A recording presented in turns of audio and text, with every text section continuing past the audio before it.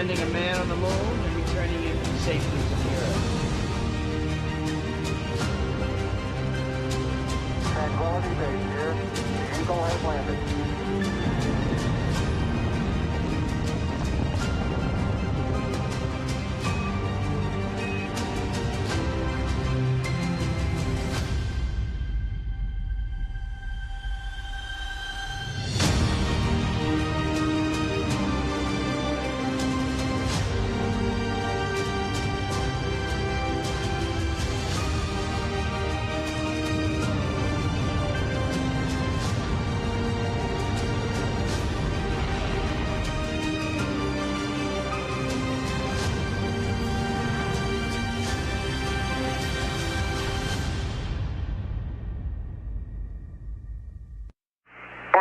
Feet, down at 2, feels good, 20 feet,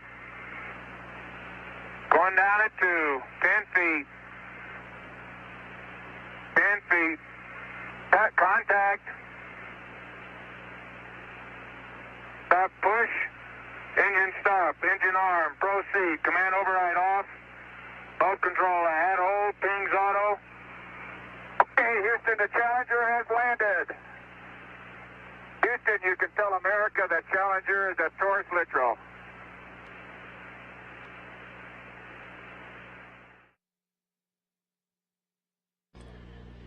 "50 years ago today, Apollo 17 Commander Gene Cernan and Lunar Module pilot Jack Schmitt guided Challenger to a pinpoint landing on a barren rock-strewn area of the moon called Taurus Littrow. A half-century later, NASA's newest moon explorer, the Orion spacecraft, is barreling its way back home after circumnavigating the moon and beyond in an elliptical distant retrograde orbit, now less than 2 hours away from splashing down in the Pacific Ocean west of Baja, California, to complete its shakedown mission that has opened a new era of deep space exploration. Good morning from the Artemis Flight Control Room here at the Johnson Space Center in Houston and Mission Control, where the entry team of flight controllers is on duty, ready to bring Orion home to complete a 25-and-a-half-day mission. As he was for the launch of Orion more than 25 days ago, NASA Flight Director Judd Freeling is leading the entry team here in the White Flight Control Room. The target for Orion is growing larger in the field of view, moment by moment. This is a live view of the Earth from a distance of 15,000 miles away. About 3 hours and 40 minutes ago, Orion conducted the final major maneuver of its mission, a return trajectory correction burn of its thrusters to further fine-tune its path toward its splashdown site in the Pacific.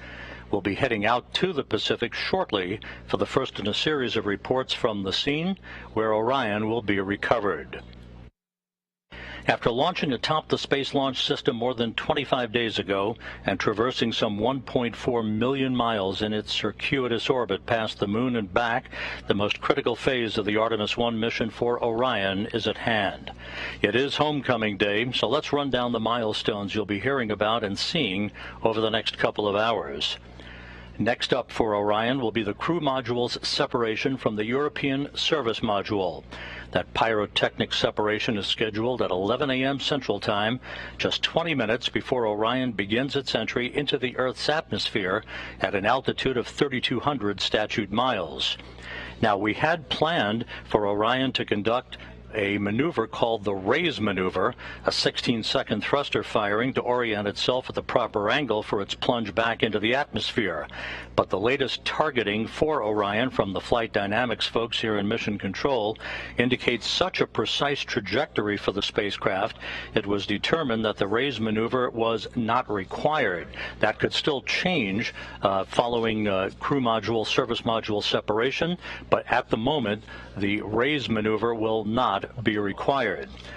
The major objective of this mission is to test the spacecraft's heat shield against the searing heat of entry, where temperatures will build up to around 5,000 degrees Fahrenheit around Orion, half as hot as the outer surface of the Sun, twice as hot as the temperatures endured by returning space shuttles and other crew vehicles. Orion will perform what is called a skip entry, dipping into the atmosphere, then lifting out of the atmosphere and dipping back in like a flat rock skimming across a pond. This will provide aerobraking for the vehicle, will help to dissipate some of the vehicle's inertia, and will provide data needed in the future to select multiple splashdown sites for crewed missions. We are expecting 2 periods during entry when the buildup of heat-generated plasma around Orion will block communications and the receipt of data with flight controllers here in Houston. The first blackout should begin around 11:20 a.m. Central Time for just under 5 minutes, right around the time of peak heating on Orion, as it travels about 25 times the speed of sound. The second blackout period is expected around 11:29 a.m. Central Time for just under 3 minutes, right after the skip entry maneuver is complete. About 5 minutes after we regain communications with Orion, the pre-programmed commands stored on board will trigger the deployment of 3 parachutes at the top of Orion to pull the forward bay cover off of the crew module. That will initiate the sequential deployment of 2 drogue chutes and 3 pilot parachutes, followed by the 3 large main chutes to slow down Orion, enabling it to gently splash down in the Pacific. The current splashdown time, 11:39 and 42 seconds a.m. Central Time, 9:39 and 42 seconds a.m. Pacific Time. We'll be talking more about those parachutes shortly. The weather forecast at the splashdown site west of Baja California is excellent. The Spaceflight Meteorology Group here at the Johnson Space Center has just issued a forecast calling for scattered clouds at 1,700 feet, winds peaking to about 9 knots with periodic wave heights of about 5 feet. That is all within flight rule limits, and it should be a splendid day for Orion's homecoming.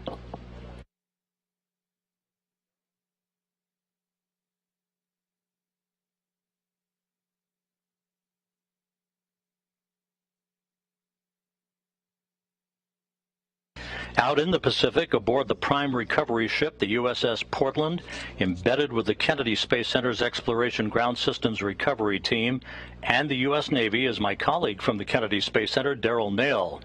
Daryl, good morning to you, and as they say in the Navy, give us a sit rep on preparations out there.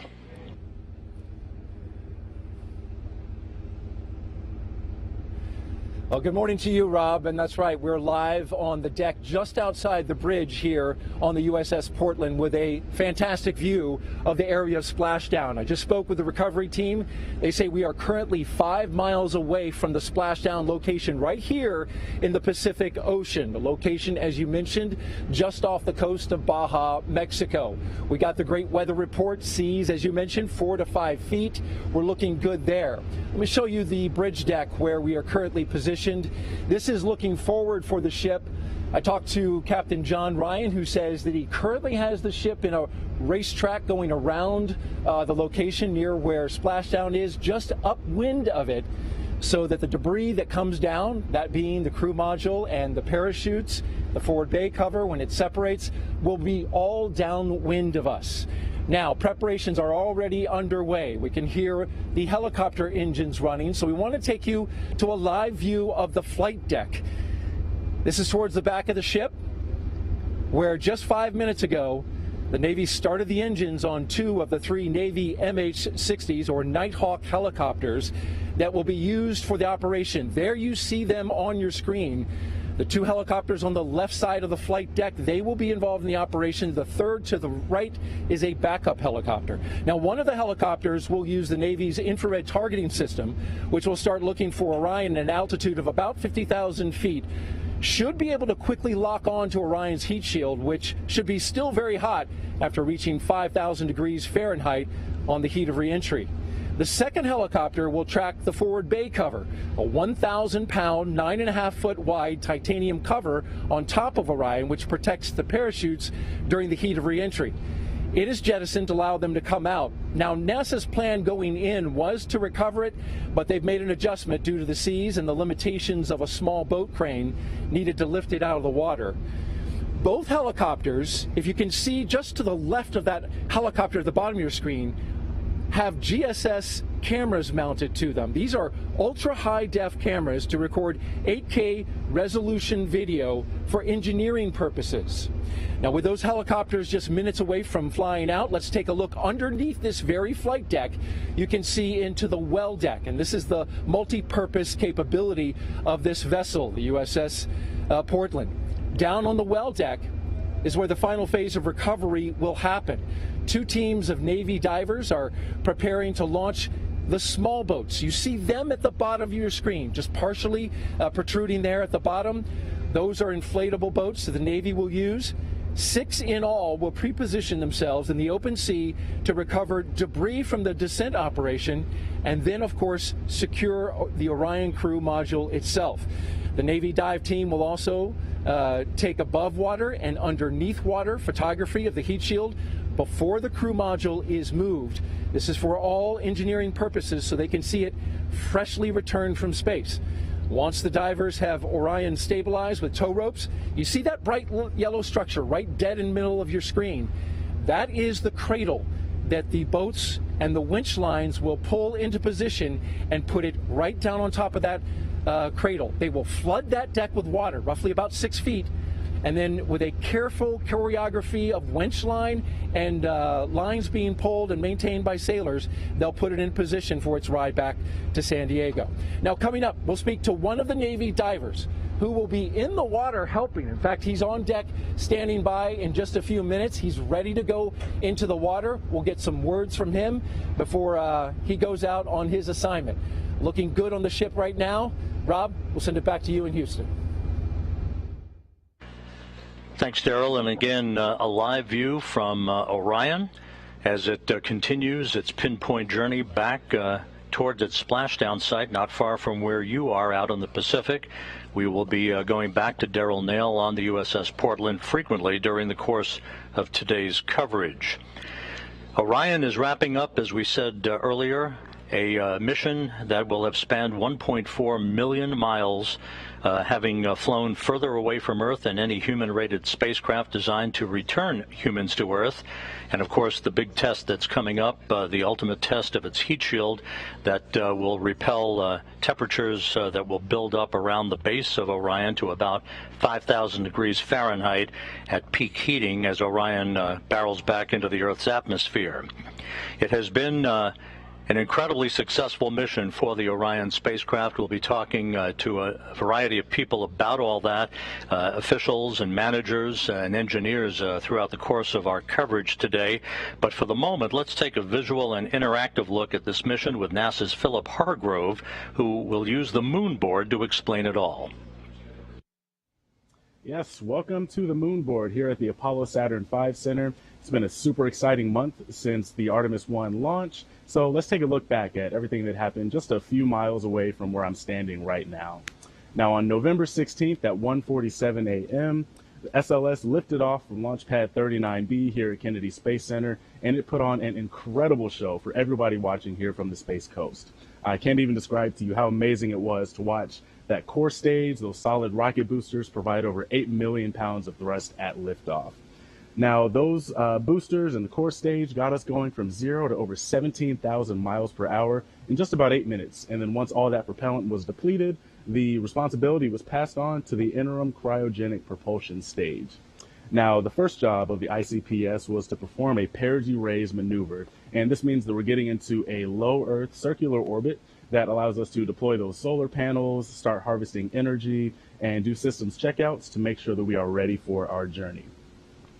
And we stayed in that orbit for about 30 minutes, and then we did our translunar injection burn. This is the primary responsibility of the ICPS because it gives us the energy to escape low Earth orbit and commits us on a path out to the moon. Now, once it completed that burn, the ICPS separated from the Orion, and it performed one final burn to completely leave the Earth-Moon system. And after doing that, Orion was on its way out to the moon. So it spent about 4 days heading out towards the moon. And then we quickly dipped in about 60 miles above the surface of the moon and did an outbound powered flyby. Now, that powered flyby means that we're taking advantage of the speed we already have, the gravity of the moon, and the energy we get from the service module's engines in order to target our orbit. And the orbit that we were targeting is called a DRO, or a distant retrograde orbit. And what that means is that instead of moving counterclockwise relative to the Earth like the moon does naturally, we are moving clockwise. So we're going in this opposite direction. That's what retrograde means. And distant means that we are going farther away than we have with any human spacecraft before. We're orbiting about 38,000 miles above the surface of the moon. And this is a really convenient orbit because we're able to stay there without having to use a ton of fuel for station keeping. And it also provides a safe, efficient path back home when we're ready. So this allowed us to learn how to operate in deep space, one of the core tenets of this mission. And then once we were ready, we started our trip back home. So we performed one more powered flyby, this time targeting our return, where we lit up those engines as we dipped close to the surface of the moon. And then we began our return transit, which took about 7 days, and that leads us to today. So next time we'll talk a bit more about what that return looks like and what our entry is actually going to look like. But until then, back to you. Thank you, Philip. And again, a live view of Orion closing in on planet Earth, now about 11,000 miles away from Earth, as it continues a very, very precise trajectory for a splashdown that is scheduled at 11:39 and 42 seconds a.m. Central Time this morning. For Orion, launch from the Kennedy Space Center occurred on November 16th on the world's most powerful rocket, the Space Launch System. The first outbound powered flyby of the moon was performed 5 days later on November 21st, dipping to within about 81 miles of the lunar surface. That placed Orion on a very precise trajectory for its ultimate goal, that racetrack trajectory called the distant retrograde orbit, that would allow Orion the time and the space environment needed to test its mettle. 4 days later, Orion executed an engine firing to enter into that orbit, and the next day, Orion surpassed the record set during Apollo 13 52 years ago for the greatest distance ever traveled by a human-rated spacecraft designed to return humans to the Earth. On November 28th, Orion reached its farthest distance from the Earth, some 268,000 miles, before departing the distant retrograde orbit on December 1st. And this past Monday, Orion conducted a 3-minute, 27-second engine firing behind the moon to whip around Earth's closest neighbor for the final leg of its flight, passing to within 80 miles of the surface, turning for home, and its splashdown that is scheduled just 1 hour, 21 minutes, 44 seconds from now. The initial mission of the Artemis I program was always designed to be a test flight, wringing out all of the systems of the Space Launch System and the Orion spacecraft, and for more than 25 days it did just that, setting the stage for a crew to board an Orion vehicle for a trip around the moon in 2 years. So with that, out in the Pacific, where Orion will be splashing down not long from now, we're going to go back here in a moment to Daryl Nail, who's standing by with one of the first persons that will actually be in the water to execute the recovery and the securing of the Orion spacecraft. Daryl?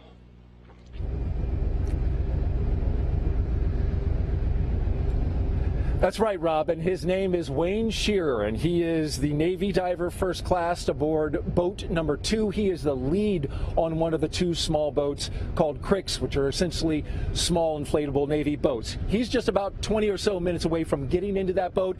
Thank you, Wayne, for coming up here and making some time for us to tell us about the operation today. Of course, sir. So tell me exactly how your team goes about securing this spacecraft after it comes back from space, splashes down the water just a few miles from us. Well, sequence of events are going to go splash down, wait 2 hours. We're going to do a hazard analysis, make sure there's no gas coming off of it. We're going to come up, take those pictures like you said earlier for those engineering purposes. Once that's done, then we put the what's called a pony collar on it, and then basically it's a sequence of events of pulling all those ropes out like you said earlier and pulling it into the well deck. Easy day. Easy day, and we know that there are certainly going to be some challenges, right? Seas are 4 to 5 foot currently, which is within your limit. Let's take a look now underneath the well deck to the boats that are currently being prepared. You're really literally going to be going down here and right to that boat after we conclude our interview. How will you manage the 4 to 5 foot seas with a bobbing spacecraft and bobbing inflatable boat with your team? Well, this is just another day in the park for us. You know, we've trained for the last year and a half for this. We've been in worse seas than this, recovering anything under the water. It's just different. Instead of recovering something from under the water, we're going to recover something that fell from the sky. You can see on our screen, those are the tip edges of your two inflatable boats. I imagine you'll be positioned somewhere towards the front or back? I'll be positioned toward the middle of the boat. Towards the middle of the boat. And as you do this operation, have you thought about just the importance of it? Reflecting that it is you who will be one of the first people to put your hands on a spacecraft that just came back from space. I mean, definitely, this is probably every kid's little dream, or every little kid's dream, to be able to do exactly what I'm doing today, you know, and I think I can speak for the whole dive team that we're honored to be part of history and to be part of something so monumentous, and just ready and excited to go out and do this. On a personal note, you and I were talking about how you got into the Navy and the dive team. What was it that motivated you to become a Navy diver, and then ultimately, now that you're on this operation, looking back at that choice? Well, February 2003 from Leesville, Louisiana, and I heard a loud boom outside my window one morning, and I ran outside and talked to my dad, and a few hours later we're watching the news, and unfortunately what we heard was the USS Columbia break up. So, you know, it was not a great thing to hear, but it kind of jump-started my career of like, hey, what do I want to do? And I wanted to be out there to help people, and the Navy just kind of fell into my lap, and, you know, 20 years later to be able to be part of history of the first next thing we've flown into space like that is absolutely a dream come true for myself. Certainly a tragedy for NASA, one that has created many lessons learned for our agency, but interesting that it led you into this.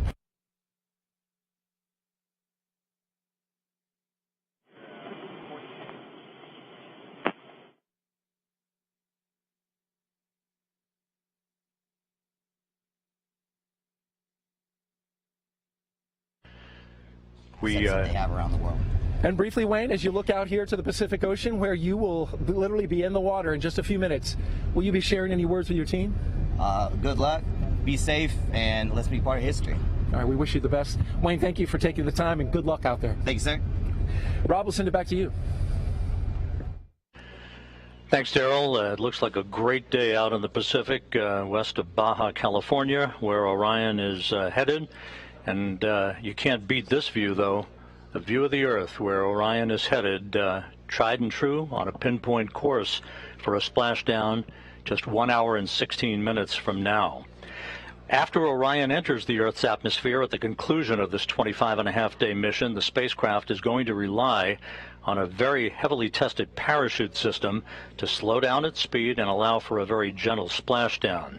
Koki Machin, the chief engineer of Orion's parachute assembly system, now describes the process and the path to the certification of the parachute system.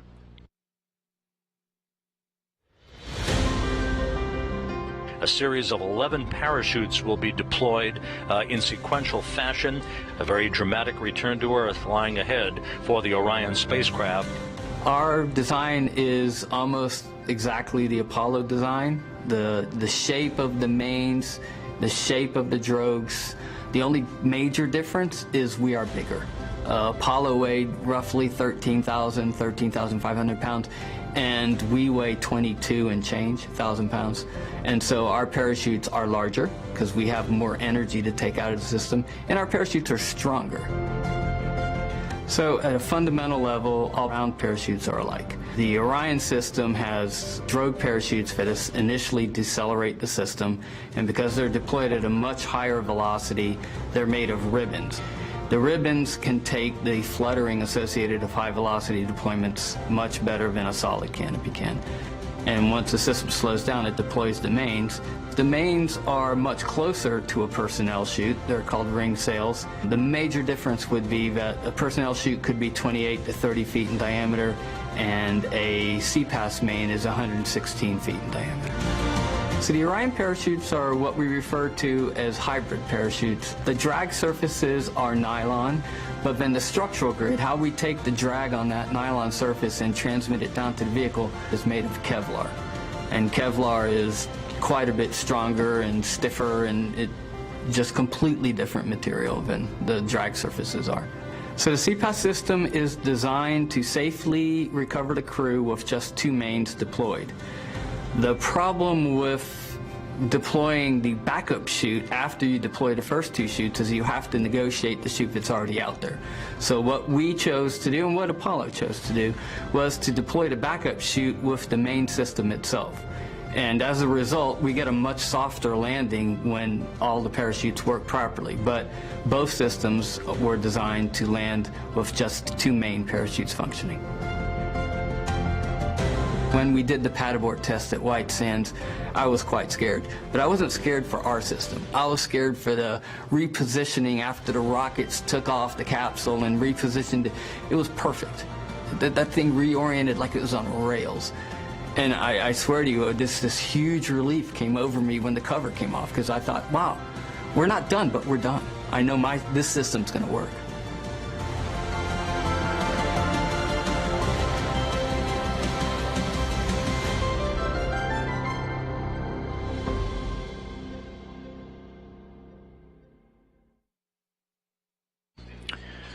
And there again, the view of the Earth. We're about 33 minutes away from the first big milestone. That will be the separation of the crew module and the service module, signaling the beginning of Orion's entrance into the home stretch of its 1.4 million mile journey.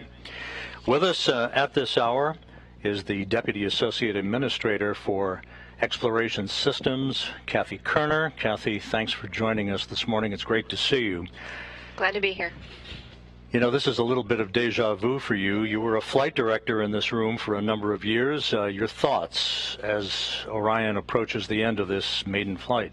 Yeah, certainly a lot of history in human spaceflight has been made in this room, and we're making some more today. And really excited. There's a lot of energy in the room, and it's very familiar, but it's also very different as we step into this next episode in human exploration. You know, the mission had its trials and tribulations getting off the ground, but once it did, so far, so good.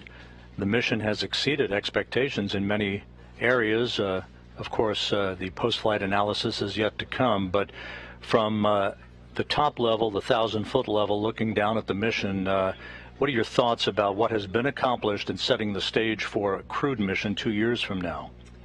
Absolutely, this has been a phenomenal mission thus far. If you asked me to grade it, I'd give us an A+. I think that the work that has been performed both by the Exploration Ground Systems team, the SLS team, and the Orion team has been fantastic. We've been learning how the spacecraft operates. We've been learning how to fly this amazing machine, and it's gone so well that we've actually been able to add tests during the mission that help expand the envelope that we're going to be able to use to operate the spacecraft once we have crew on board. The major objective of the mission lies ahead. That's the rigorous testing of the heat shield, as we've just seen in our features. 5,000 degrees Fahrenheit building up around the spacecraft, twice as much as space shuttles endured when they re-entered the Earth's atmosphere. How do you think it's all going to fare, and what then needs to be done to analyze the performance of the heat shield in certifying that we are good to put a crew on board in a couple of years? So this test, this is the primary objective of this test mission, but we've got a lot more objectives that we need to accomplish between now and when we launch crew. We have an environmental test that we need to conduct of the entire integrated spacecraft once we get the environmental and life support systems on board. So this is just one of many tests that we have going forward and one of many analyses that we need to do with all of the post-flight data that we retrieve from the spacecraft.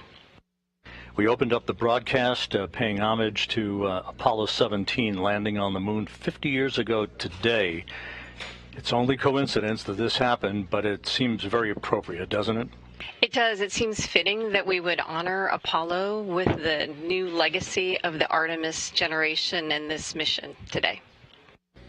Thanks very much, Kathy. Kathy Kerner, the Deputy Associate Administrator for Exploration Systems, and we're nearing the end of the home stretch here of this very first mission. Thanks, Rob. Great to be here.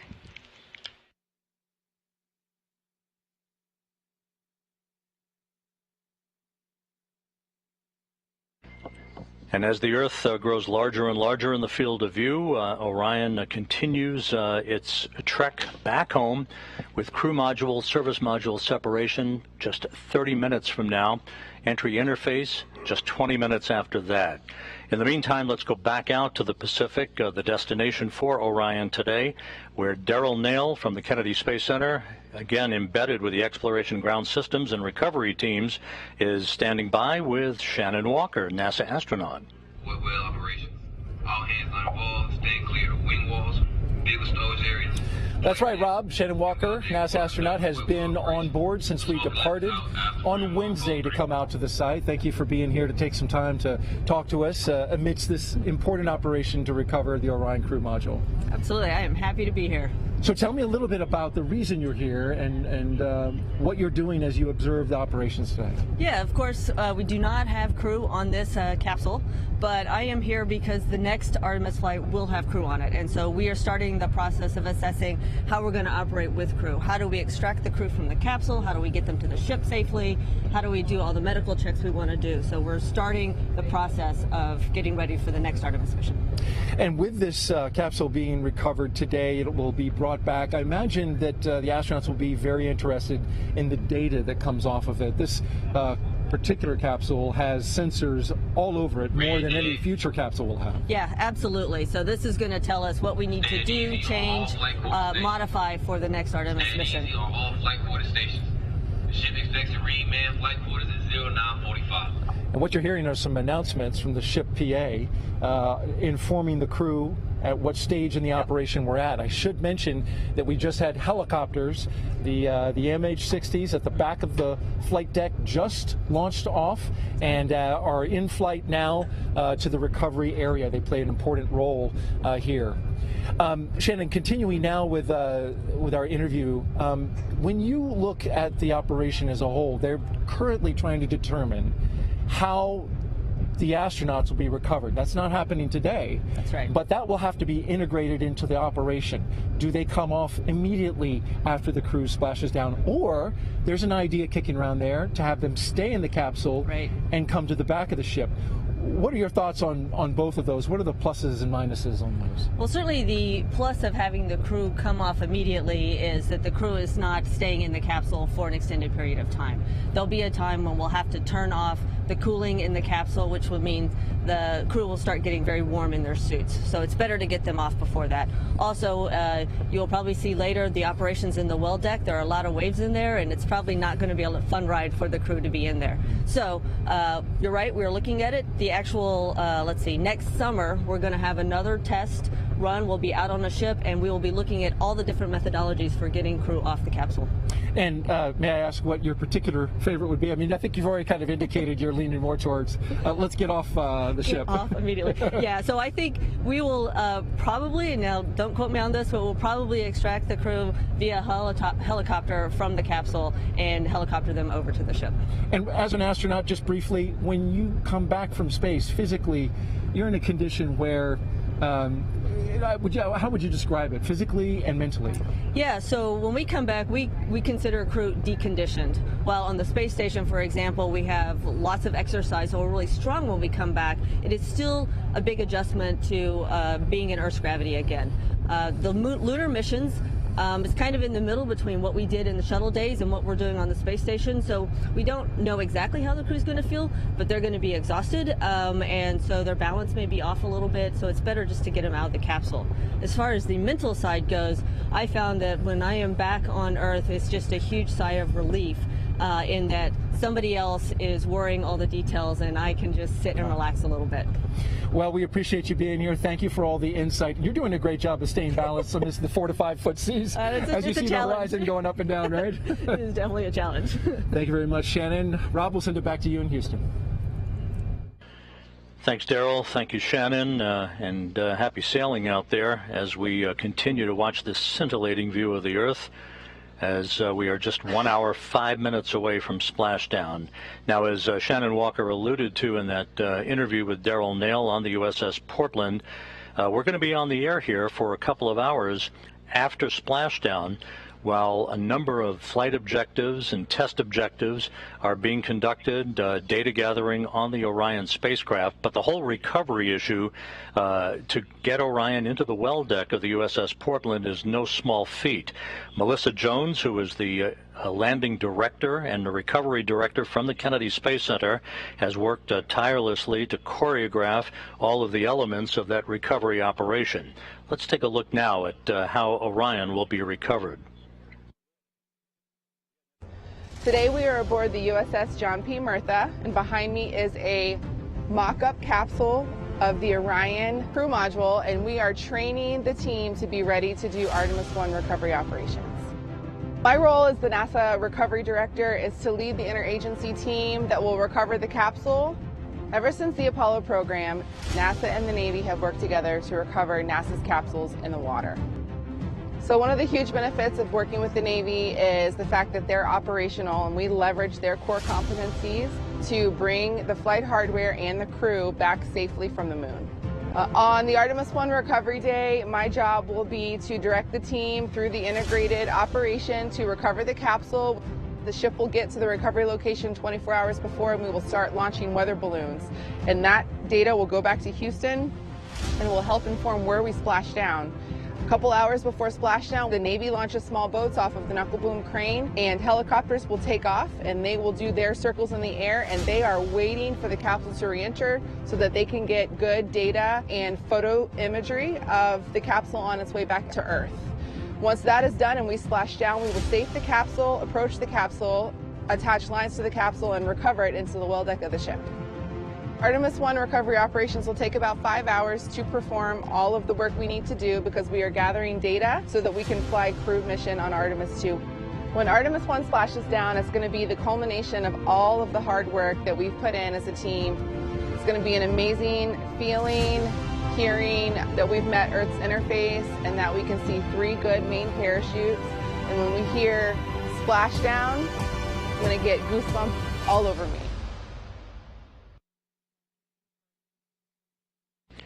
And again, that whole recovery operation will take several hours. We are going to remain on the air for at least 2 hours or so after splashdown so that we can bring you all the information regarding the initial safing of the vehicle and the test objectives that the flight control team here in Houston, led by Flight Director Judd Freeling, will be absorbing all of that data, mostly about the thermal conditions of the spacecraft, which will have come through some 5,000 degrees Fahrenheit in entry. And with us at this moment is the man who is going to be watching all of that very, very carefully, John Kowal, who's the Orion Thermal Protection System Manager. John, your big moment is lying ahead here. The plunge back into the Earth's atmosphere. This is the moment of truth to test the heat shield. What kind of thermal environment are you expecting for Orion as it makes its way into the Earth's atmosphere and then back through the atmosphere itself?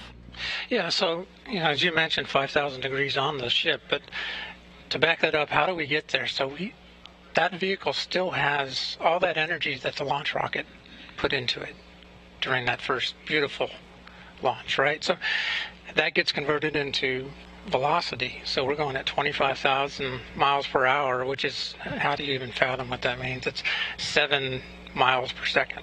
Wow. So all that energy, enough to power 4,000, 5,000 homes in a day, we have to get rid of it. And how do we do that? The vehicle comes slamming into the atmosphere, starts trying to push the air out of the way. That air is pushing back, the pressures go up, the temperatures go up. We're talking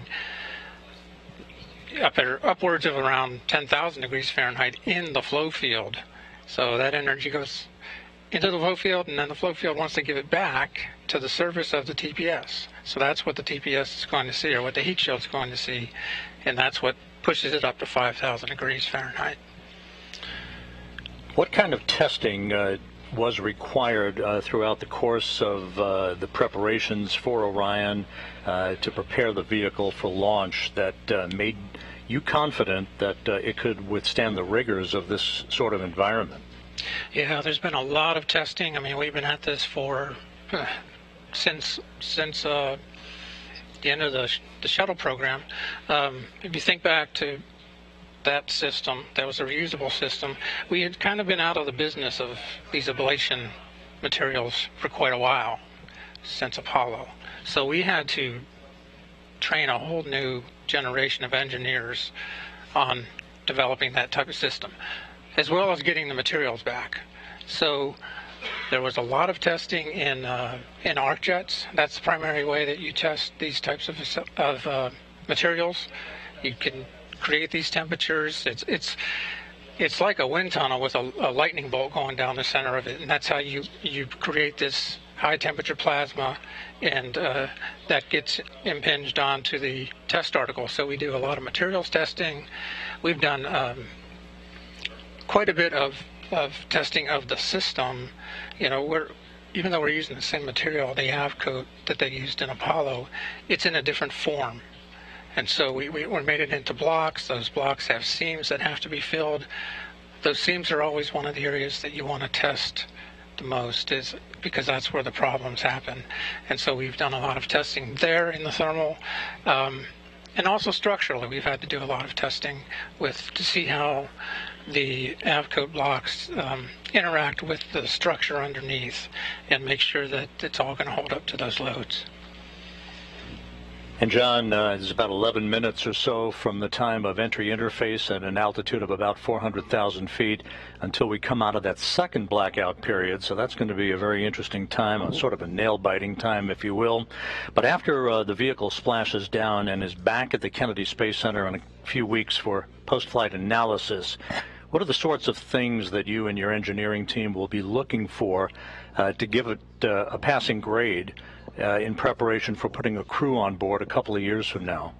Yeah, there's a couple things that we look at. I break it into two different categories. The first is the flight data. We have instrumentation embedded in the heat shield at a number of locations. So we measure temperatures, we measure heat rates, we measure pressures, stresses.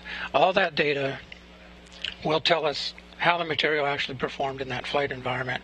It will also help us to inform our computer modeling methods, and that's another thing that we need to make sure that it's performing how we thought it was going to perform, so that we can use those models in the future, you know, to predict for other missions. Now, the other thing we'll do is we'll be looking at the hardware itself. You know, the instrumentation, you only get measurements where you put that instrument, of course, right? But looking at the heat shield, just looking at it, the big picture, you can see the streamlines. You can see how the flow was going across the heat shield. You can see where boundary layer transition may have occurred. So there's so much to just visually see. And then we'll be taking samples of the heat shield. We'll be taking that material out and looking at how much had ablated, looking at the char thickness, the density gradients as you go through as the material burned off, and comparing that to what our models have predicted. And again, that'll help us to be able to validate and correlate our models further. Very good. It's going to be a very important time for the engineers, of course, and we'll see how Orion fares here in the next hour or so. John Kowal, Orion's Thermal Protection System Manager, thanks very much for joining us this morning. Sure. Thank you.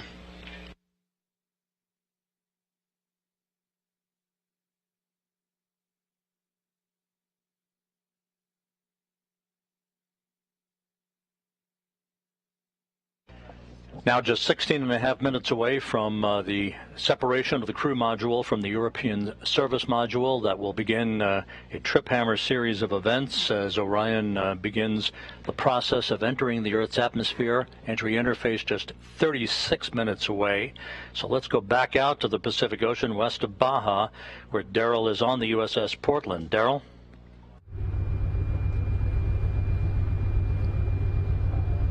That's right, Rob. A quick update for you on out here in the Pacific Ocean, just off the coast of Mexico.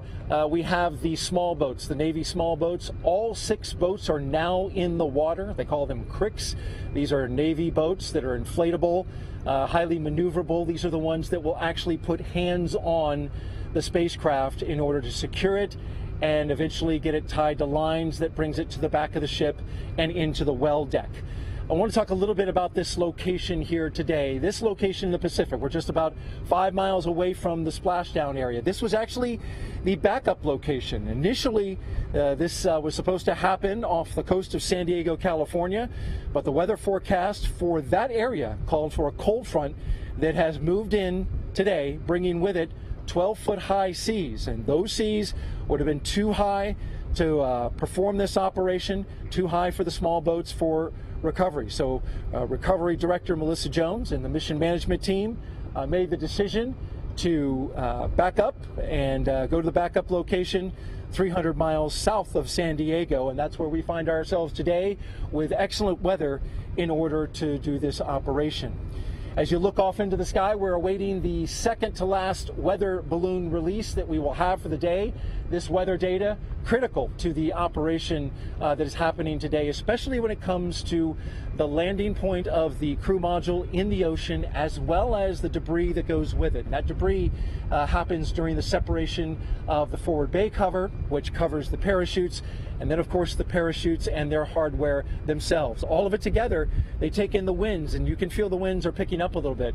That wind data will give us refined information and data in order to calculate exactly the landing spot. Now, we're not alone out here in the Pacific Ocean. We do have friends helping us today, and I want to take a shot now of a ship off in the distance that has joined us for today's operation, and that is the USS Montgomery. That ship is just a few miles away. As you can see it there, the USS Montgomery is providing security today. It is what the Navy calls a littoral ship. It specializes in close-to-shore combat. It's highly maneuverable in that space. Today, though, it has a peaceful mission, and that is to provide security to this location during splashdown. So for the public safety, to prevent boats from coming in and around the area, as well as provide additional eyes to the sky in tracking Orion crew module as it comes down. You can see a little bit of a bounce there, and that's caused by the seas that we are currently experiencing, which are in the range of 4 to 5 feet. Those seas closely tracked by our NASA team with a wave management system. They are wave monitoring system rather. They are closely monitoring the seas for the moment where we bring the Orion capsule into the well deck. That is a highly choreographed and very dynamic operation. With the seas being what they are, when those waves come into the well deck, it can create a very dynamic environment with waves splashing back and forth inside the well deck, and teams on ropes trying to stabilize Orion to get it in just the right position here on the ship to then allow the well deck to drain out, have the Orion crew module put in place for its ride back to San Diego. That's the latest from here on the USS Portland out in the Pacific Ocean. Rob, will send it back to you. Thank you very much, Daryl. We can report that all of Orion's systems are performing magnificently at this hour. At an altitude of just under 6,000 nautical miles, we did lock up on the tracking and data relay satellite system. So Orion's telemetry is now being processed through the TDRS network. This worked in concert with the Deep Space Network throughout the course of the mission. And now that we're on TDRS the rest of the way, we'll be able to have real-time data through our tracking and data relay satellite system constellation. We're just 11.5 minutes away from crew module, service module separation, the first major milestone on the road home in this final phase of Orion's 25.5-day mission. So let's take a visual and interactive look at what is coming up for Orion's journey back to Earth. Let's go back to NASA's Philip Hargrove at the moon board. Thank you. Welcome back to the moon board. So we're going to talk a bit about the European Service Module and the Orion Crew Module. So as we know, these two systems have been working in tandem for a really long time, and that extends beyond just this Artemis I test flight for the past 26 days. So back in 2019 was when they were first integrated and pieced together. In 2020 was when they were fully assembled, including the solar panels and the protective fairings that protected them during launch. And then they were finally attached to the launch abort system and made it on top of SLS in October of 2021, prior to, of course, launch on November 16th, just 26 days ago. So we know that one of the primary test objectives of this mission is to make sure that this heat shield at the bottom of the crew module is able to safely bring our astronauts home from deep space. Now, for reference, when we bring astronauts home from the International Space Station, they're coming in at about 17,000 miles per hour. But today, Orion is coming in at 25,000 miles per hour. So we're coming in way hotter, way faster than we have done before. So we need some new heat shield technology. And we also need some additional hardware in order to slow us down and make that really happen. So let's talk about what that looks like. So this forward segment of the Orion crew module is called the forward bay cover. And this section is actually designed to completely be pulled off by 3 parachutes. So we have 3 parachutes that's going to pull that off. We have 2 drogue parachutes that are going to come out after that to slow us down a bit. We have 3 pilot parachutes that are going to pull our mains out. And then the stars of the show are 3 main parachutes that measure up to 116 feet in diameter each. So that gives us 11 parachutes that it takes to get us safely back home. So now that we know a little bit about what that hardware looks like, we can take a look at what that journey actually looked like. So as we know, we had a 7-day return transit. And as we approached the Earth, the service module and the crew module separated from one another. And the service module is going to burn up in the atmosphere above the Pacific Ocean. As that happens, the Orion crew module is going to use its reaction control thrusters to do a 180 flip and point that heat shield towards the atmosphere as we target re-entry. So a really important phase here is entry interface. This is at an altitude of about 400,000 feet, and this is where we define a lot of our entry conditions, such as the flight path angle and the velocity. Now this is really important because if you come in at too shallow of an angle, you may bounce right off the atmosphere and not even re-enter. But if you come in too steeply, you're going to experience forces that are beyond the design of your spacecraft. So what we're going to do today is actually toe the line and do a nominal skip maneuver where we're actually going to bounce off once. That allows us to have a steeper re-entry, and that actually increases the heating, allowing us to really test the capability of that heat shield.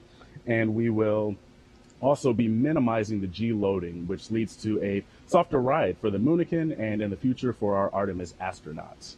Now, once we do that, the atmosphere is going to slow us down pretty significantly, but we'll still be going over 300 miles per hour. And then we will slow down to 20 miles per hour after that sequence of 11 parachute deployments. Now, once we splash down west of California, we will have these red inflatables that will make sure that no matter what orientation we hit the water at, we will be right side up. And then the USS Portland is going to recover the capsule and bring it back to the U.S. Naval Station in San Diego. Now, there's a really large team comprised of U.S. Navy, Air Force, NASA, contractors who worked really hard to prepare for today. So I am super excited to see them welcome Orion home. Back to you.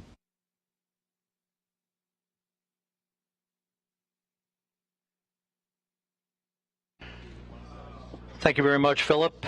We are coming up on the critical stuff leading up to Orion's return to Earth and its splashdown in the Pacific. Just 7 minutes away now from crew module, service module separation.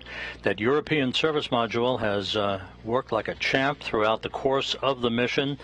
The service module, which of course housed the solar arrays and all of the other propulsive functioning for Orion throughout the course of the mission, has been monitored in the European Service Module Control Room in Noordwijk in the Netherlands, where that team of flight controllers is eagerly awaiting the completion of the service module's work just a few minutes from now, when it will pyrotechnically separate from the crew module, leaving the crew module on its own. Entry interface is scheduled just 26 minutes from now. We'll be receiving reports from Flight Director Judd Freeling and his team of flight controllers throughout Orion's descent back into the Earth's atmosphere and through all of the parachute deployment sequence events leading up to splashdown that is scheduled at 11:39 and 42 seconds a.m. Central Time, 9:39 and 42 seconds a.m. Pacific Time. One thing worth noting is once Orion splashes down in the Pacific, it will stabilize in one of two positions, either pointed up, which is called stable 1, or pointed down in stable 2. The crew module uprighting system, known as the CMUS, deploys a series of 5 bright orange helium-filled bags on the top of the capsule that will either flip Orion right side up or keep it right side up in its stable 1 position. Those 5 bags are packed in hard containers and installed atop the capsule inside the structural gussets between the parachutes and other equipment. They're inflated with helium gas that is stored in pressure vessels located close by the bags. Each bag has its own independent inflation system. The CMUS, or crew module uprighting system, initiates after landing and opens up a valve for helium to flow into those uprighting bags. It is considered, at least operational, that we have 4 out of those 5 bags to inflate to maintain a stable 1 configuration for Orion to enable Navy divers to approach the vehicle. One of the first things that they'll be looking for is any leakage of toxic gas or toxic fuel from the vehicle. Assuming there is no such leak and that Orion appears to be in good shape, then they'll begin the methodical process of approaching the vehicle with other personnel and other Navy assets in order to begin the securing of Orion on the ocean for its towing back into the well deck of the USS Portland.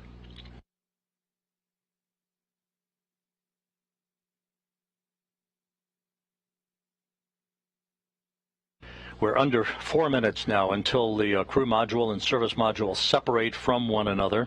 We'll be standing by for all of that.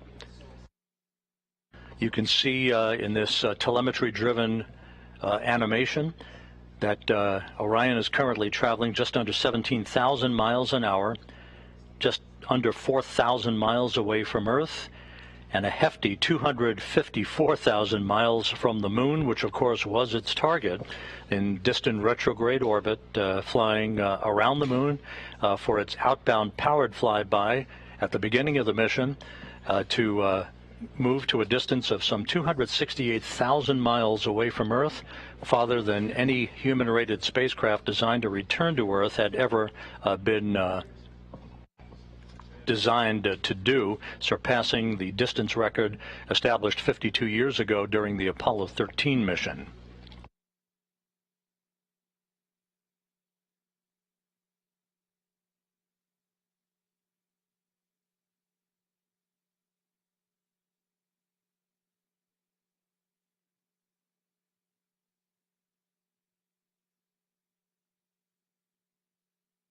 Here in Mission Control, the flight dynamics folks and the guidance, navigation, and control folks have put up a graphic which is essentially the ground track for Orion as it will make its way across the southern Indian Ocean, passing the northwest coast of Australia en route to its ultimate trajectory that will carry it across the Pacific.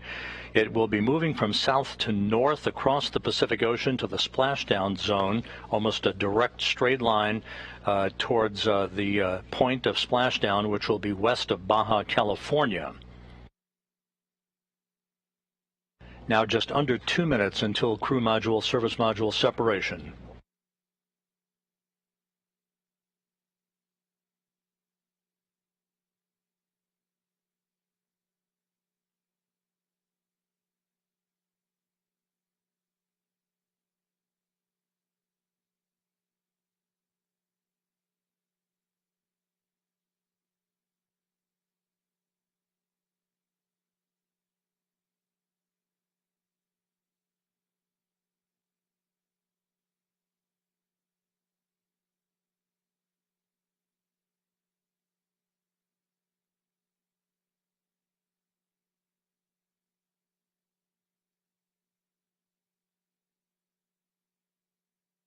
Now just 1 minute away from crew module, service module separation. We'll be standing by for confirmation of that from the mechanical systems officer here at Mission Control.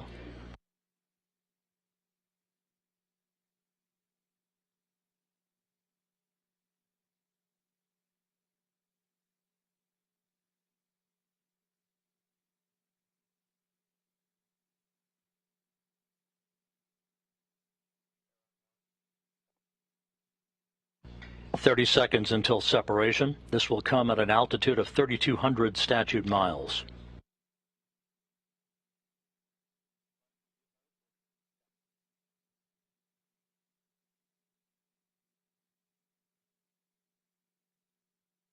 Ten seconds until set.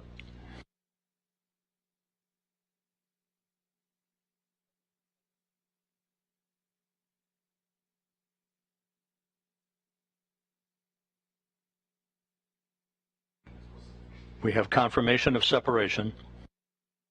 Orion flying on its own.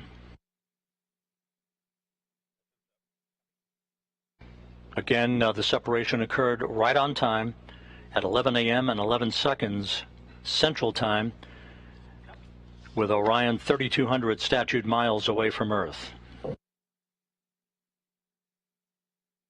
The service module, the European service module, has done its job.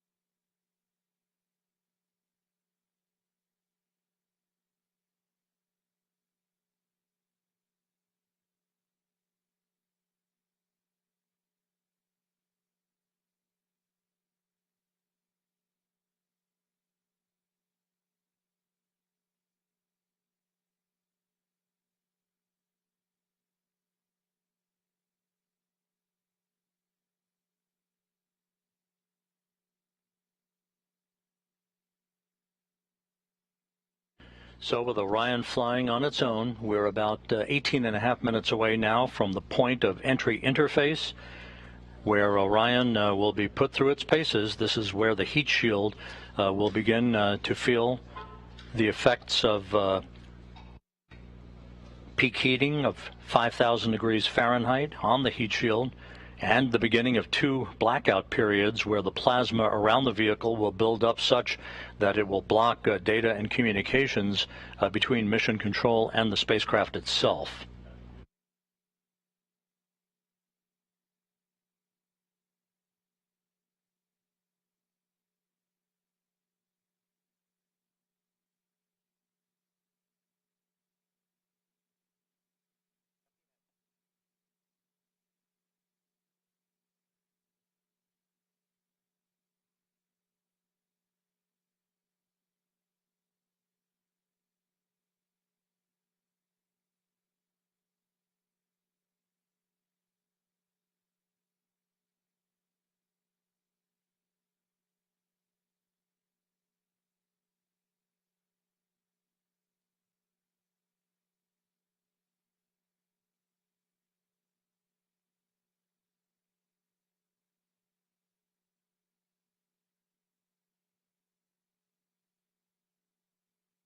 Orion continues to fly smoothly on, all of its systems in excellent shape. Less than 17 minutes until entry interface.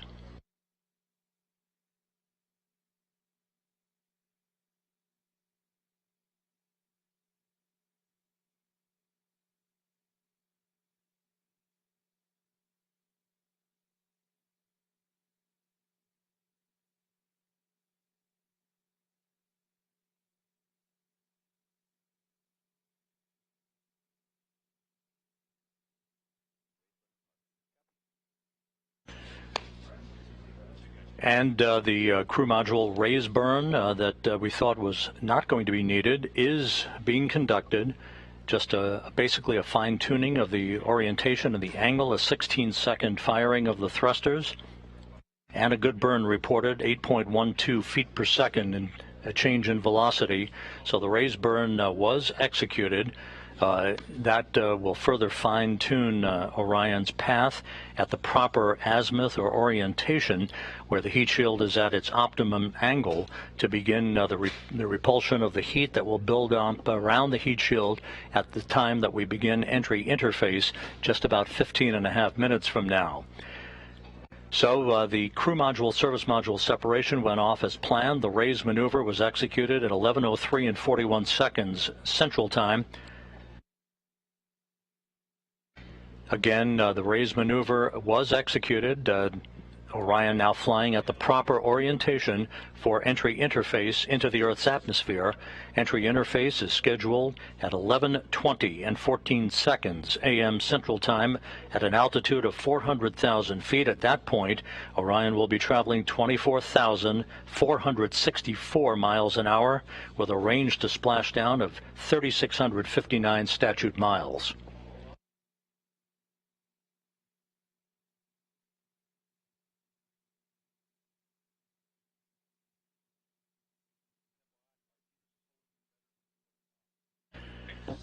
Flight controllers reporting a solid lock with the tracking and data relay satellite system, receiving data that's being processed through the TDRS network.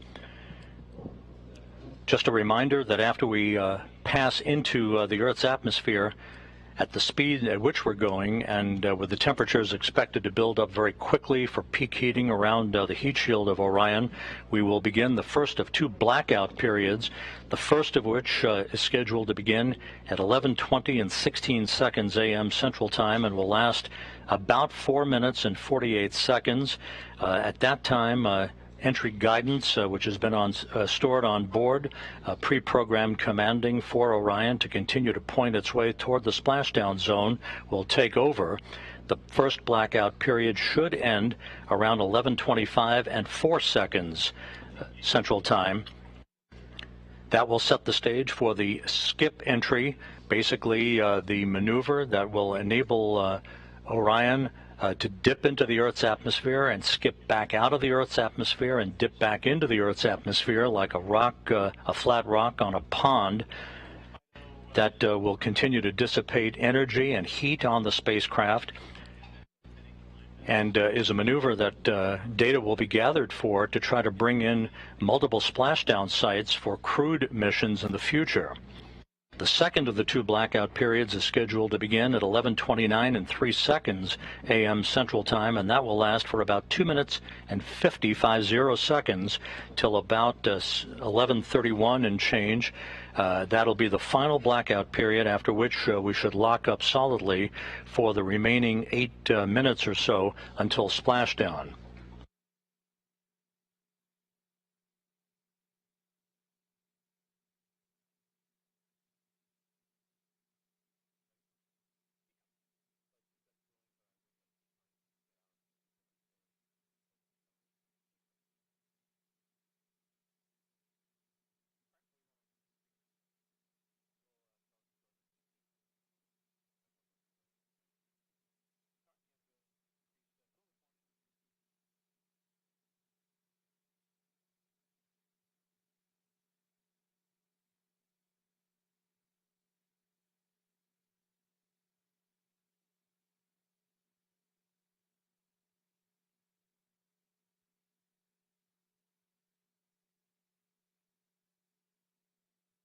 This is Mission Control Houston, 12 minutes away from entry interface. Everything is going by the book so far here in Mission Control, very quiet on the loops.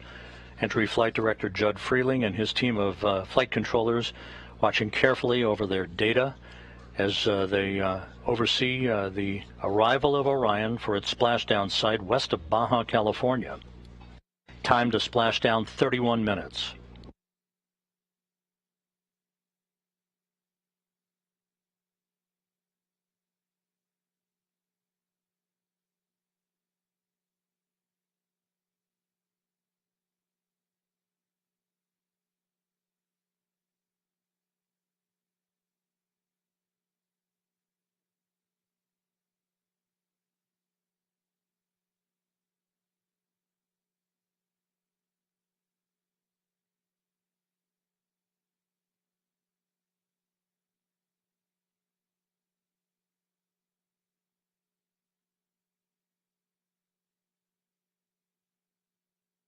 Less than 11 minutes now until entry interface.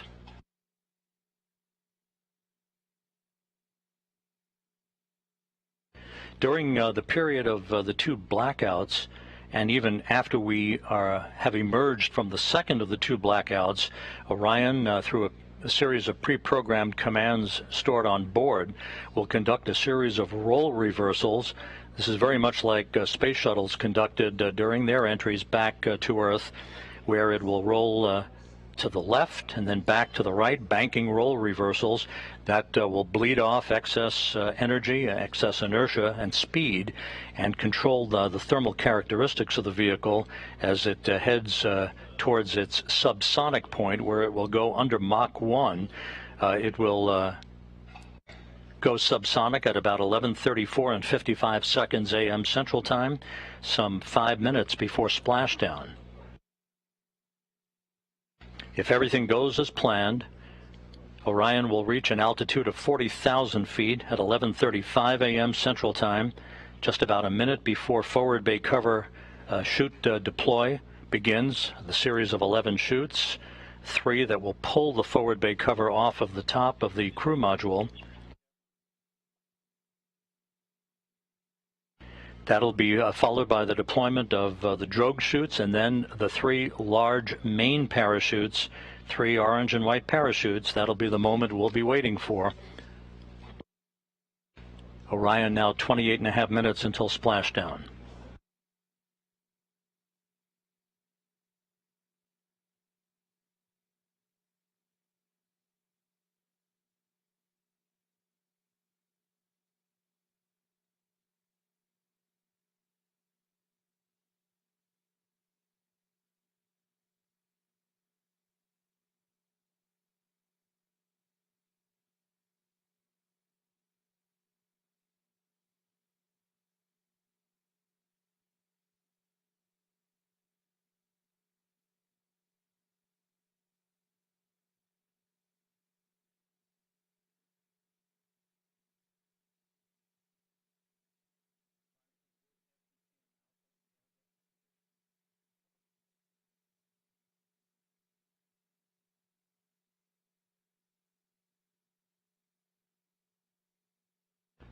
Orion is approaching the northwest coast of Australia. 27.5 minutes until splashdown. We're just 8 minutes away from the point at which Orion will dip into the Earth's atmosphere and begin what basically is a hellish entry, where temperatures around the spacecraft will raise to about 5,000 degrees Fahrenheit. That's half as hot as the outer surface of the sun.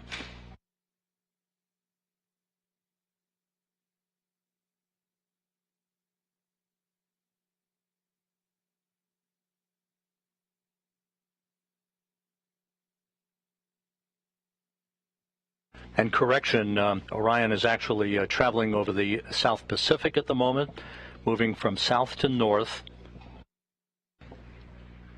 Just 7.5 minutes until entry interface.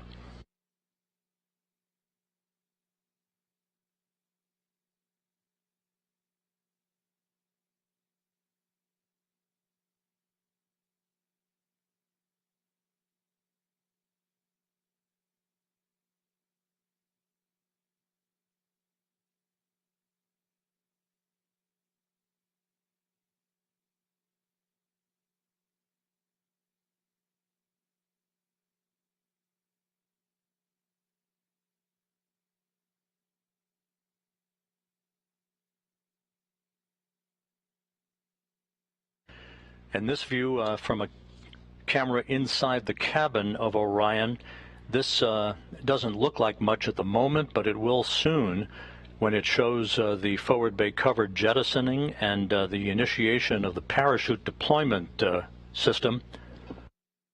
Entry interface less than 6.5 minutes from now.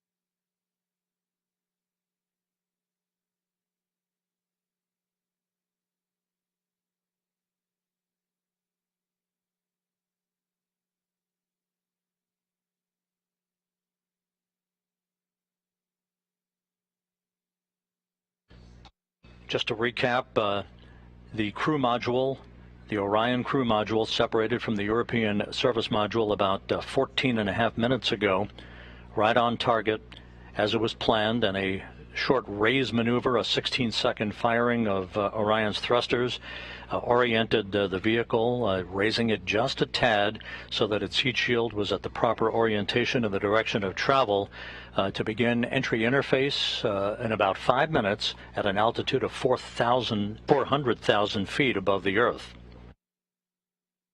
Orion is making its way south to north across the Pacific Ocean. Currently traveling at 23,000 miles an hour.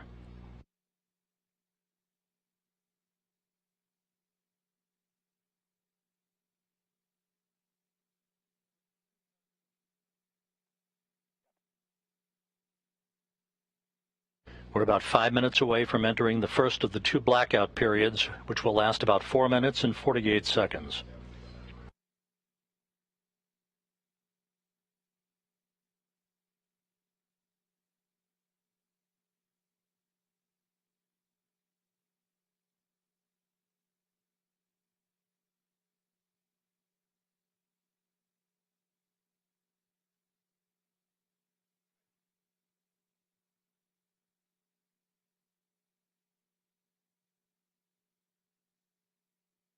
A journey that began with the power of the launch of the Space Launch System 25.5 days ago, about to reach its final minutes in the searing heat of reentry, where temperatures around Orion will build up to 5,000 degrees Fahrenheit.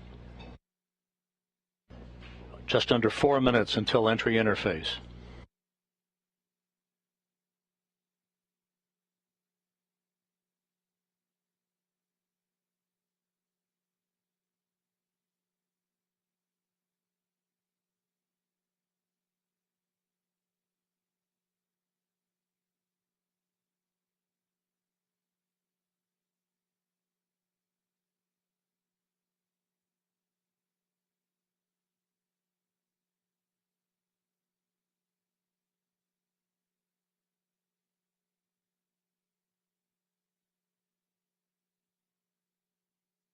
Once again, at entry interface, which we will reach about 3 minutes from now, Orion will be at an altitude of 400,000 feet, traveling just under 25,000 miles an hour, with a range to splashdown of 3,659 statute miles.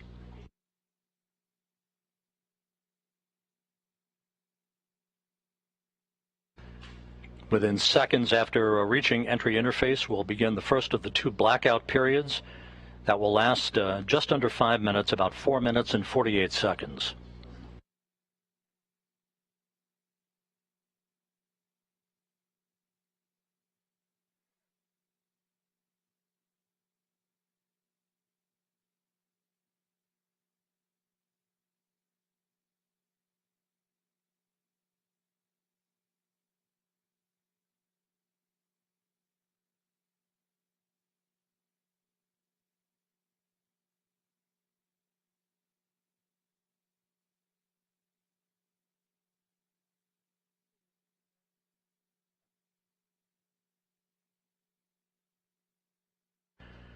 And here's the ground track for Orion as it passes well to the west of South America.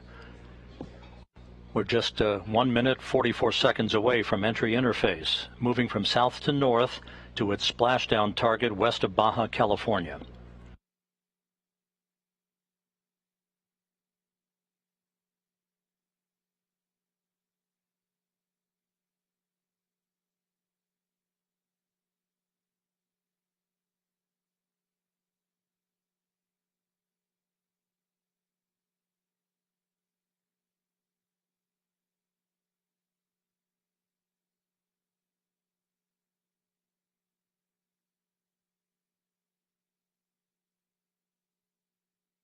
Just 1 minute away from entry interface.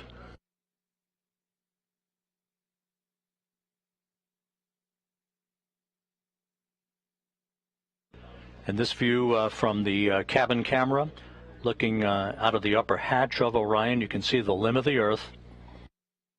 We're going to be losing all of the data here shortly once we enter into the Earth's atmosphere and begin the first of the two blackout periods.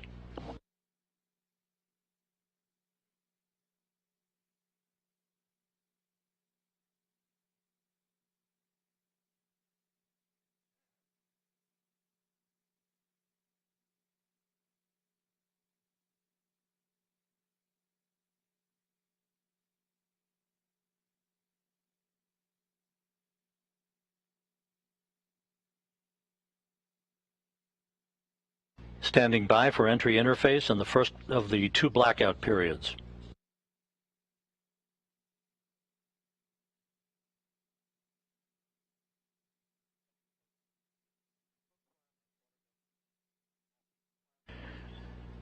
We are now in the entry phase. Entry interface has begun. Entry interface at 400,000 feet. Orion traveling just under 25,000 miles an hour.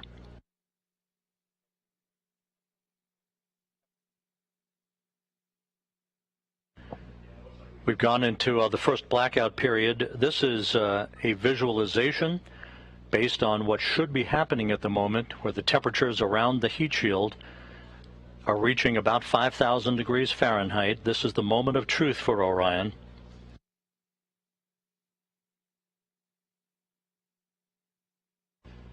We should be coming out of this first blackout period just under 4 minutes from now.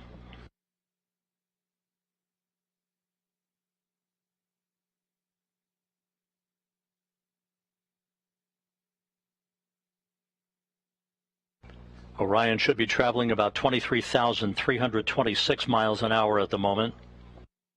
Range to splashdown, 3,125 statute miles.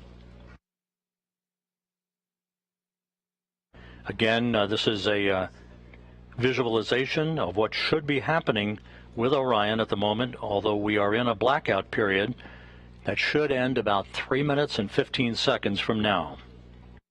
Once we emerge from this first blackout period, we'll conduct the skip entry maneuver that will further dissipate heat and energy and begin a very, very dramatic reduction in the velocity of Orion as it approaches its splashdown site.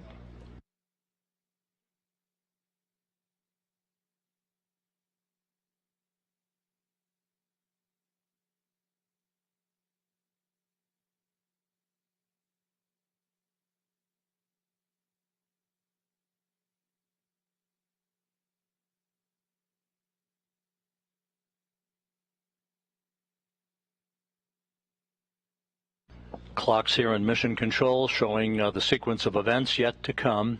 The first blackout period to end about 2 minutes and 18 seconds from now. The second of the 2 blackout periods would begin about 6 minutes from now for about 7 minutes, followed by the jettisoning of the forward bay cover. That will begin the sequence of the deployment of the parachutes. First, a pair of drogue chutes, 3 pilot parachutes that will then pull 3 main parachutes to begin the final moments of Orion's descent back to its splashdown in the Pacific Ocean.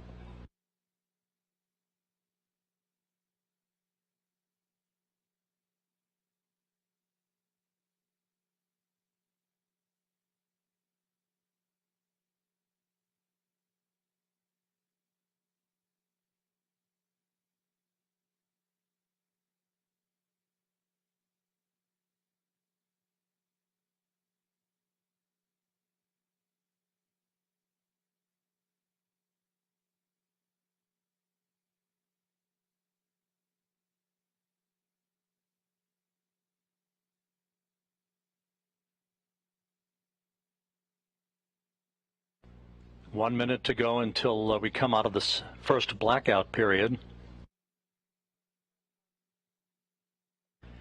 When we emerge from this first blackout period, we'll be at an altitude of 274,000 feet, traveling just under 17,000 miles an hour with a range to splashdown of 2,000 statute miles.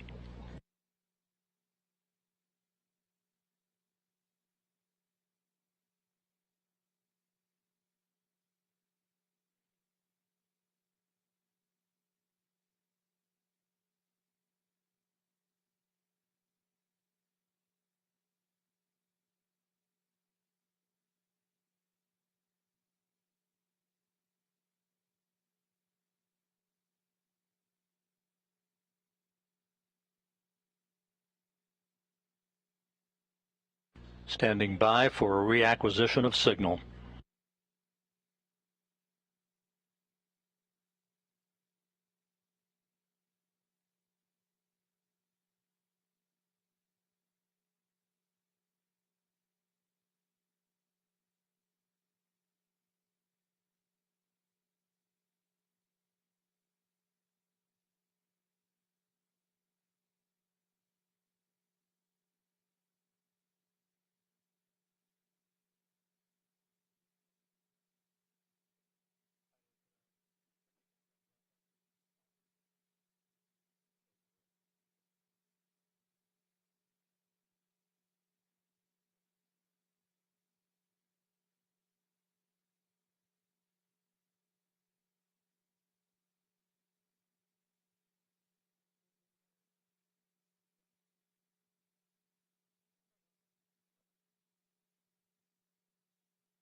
And we have data from Orion. Orion out of the blackout period.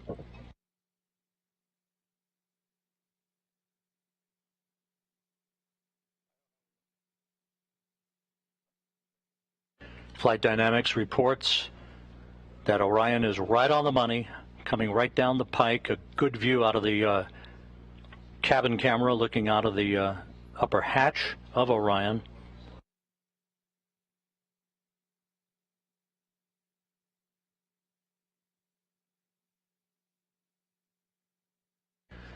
We should be performing the skip entry maneuver momentarily. Good communications established with Orion.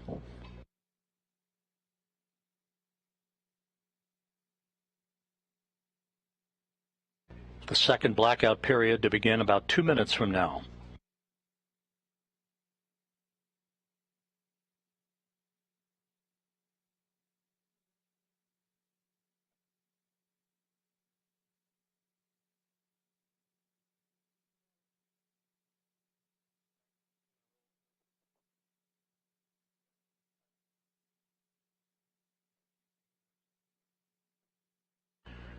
Orion is at the apogee of the skip entry maneuver, beginning the second in a series of roll reversals, again banking maneuvers to bleed off excess inertia and to dissipate heat around the spacecraft.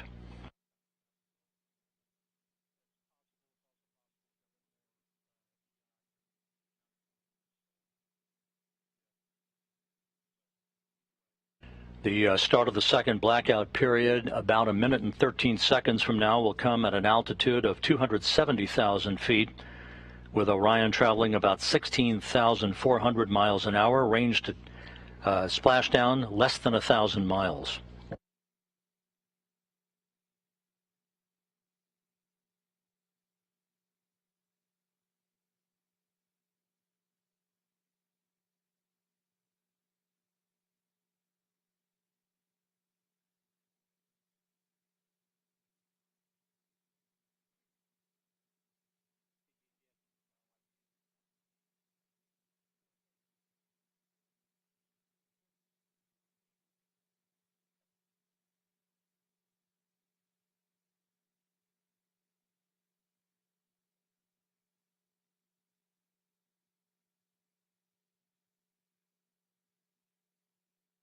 Coming up on the start of the second blackout period.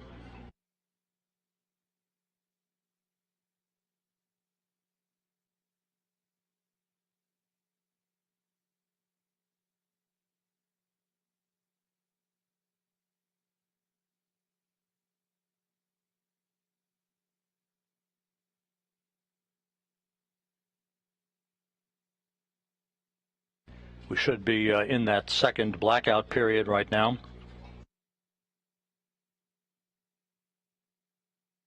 Orion approaching a velocity of 20 times the speed of sound. If all goes as planned, we should be out of the blackout period with a solid lockup on the vehicle at 11:31 and 46 seconds a.m. Central Time.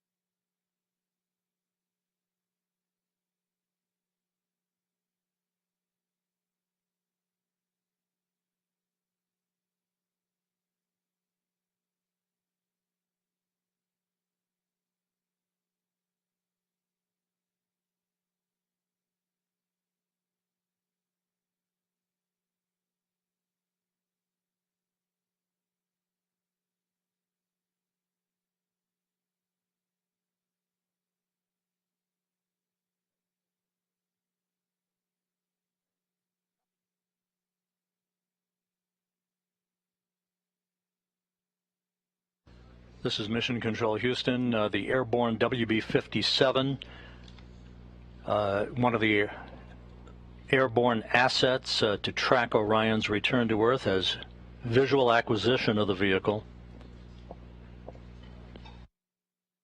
We should be coming out of this second and final blackout about 30 seconds from now.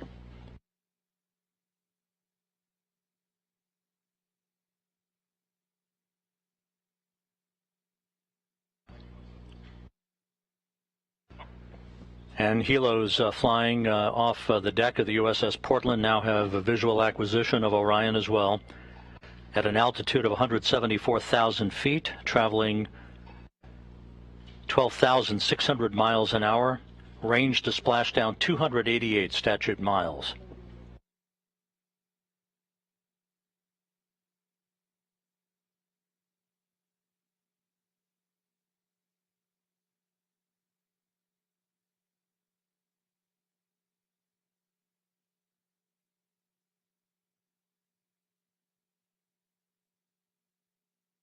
This view on the deck of the USS Portland.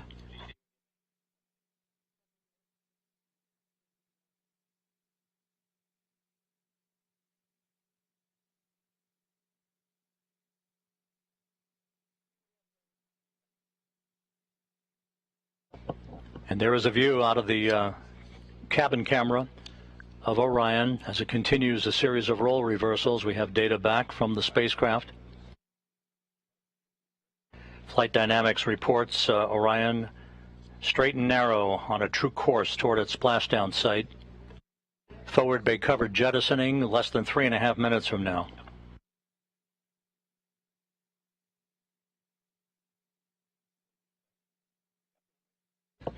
(150,000 feet off the ocean).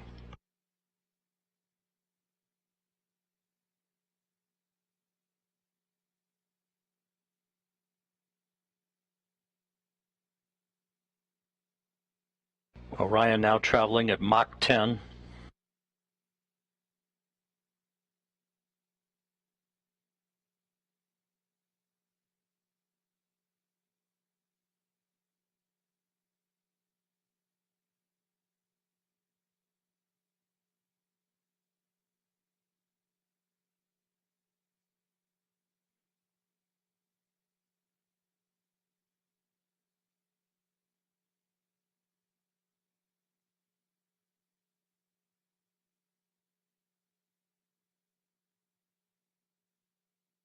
Orion's speed now down to Mach 6.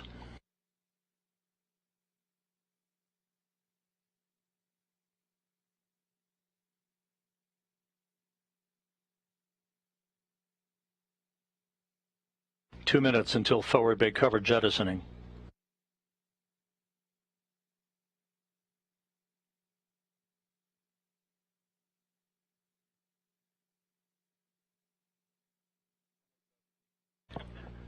Orion 100,000 feet now.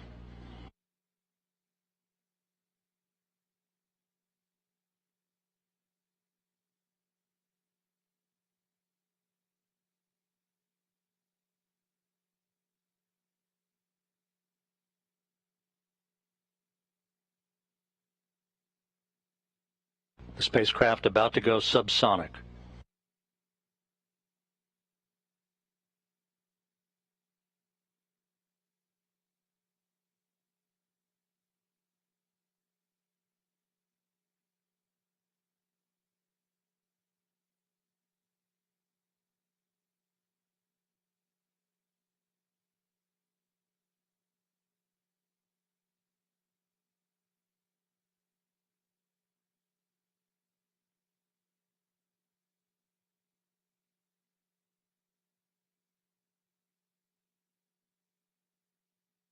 "45 seconds until forward bay cover jettisoning.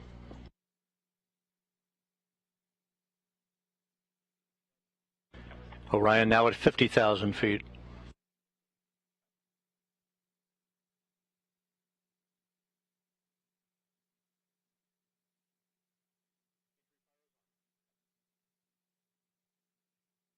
Forward bay covered jettisoning pyros are armed.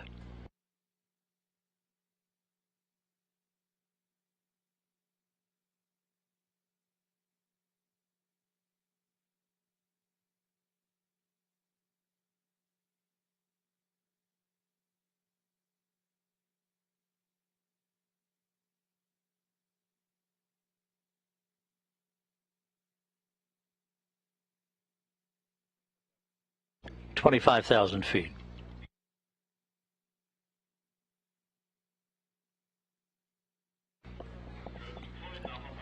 Drogues have been deployed.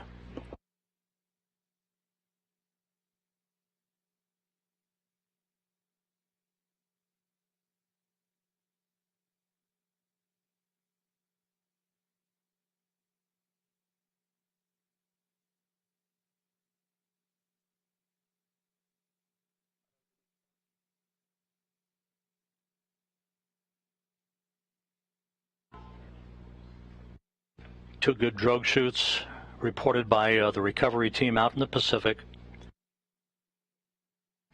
The descent rate is right on the money. Orion's velocity now down to 282 miles an hour. Range to splashdown 1.5 miles. 10,000 feet now.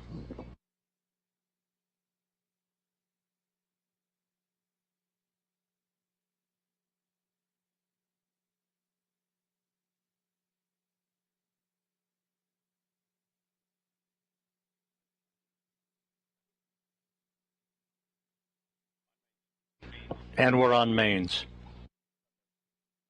5,000 feet.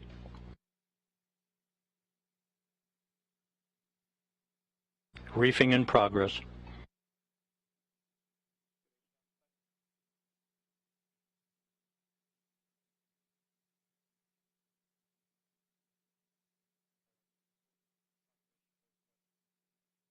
Three good main shoots for Orion.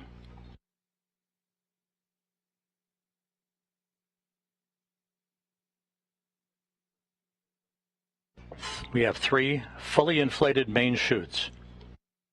Time to splashdown 90 seconds.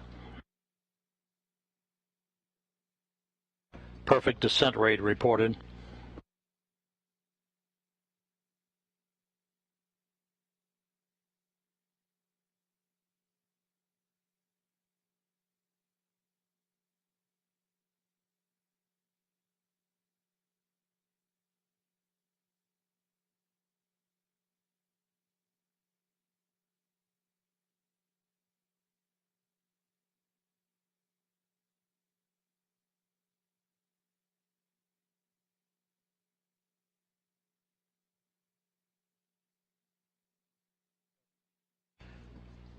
And there it is, high over the Pacific, America's new ticket to ride to the moon and beyond now in view.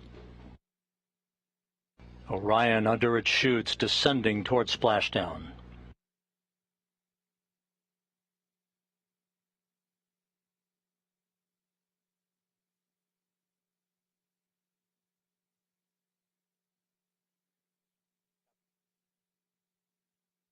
Orion in the perfect orientation for splashdown, just seconds away.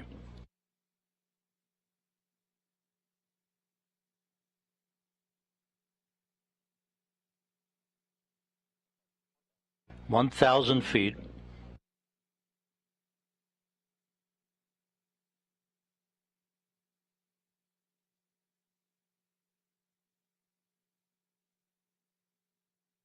Good descent rate.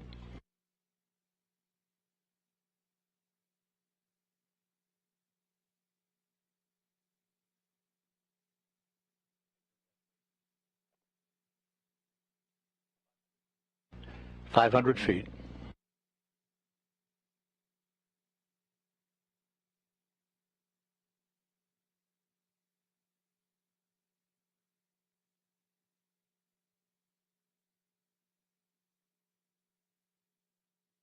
Splashdown.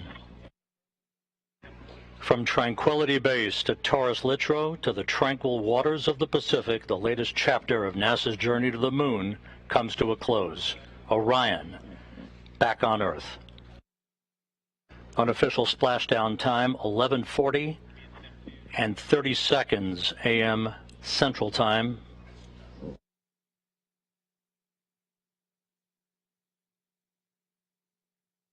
At a mission elapsed time of 25 days, 10 hours, 54 minutes, 50 seconds. That's unofficial. Splashing down off the coast of Baja, California.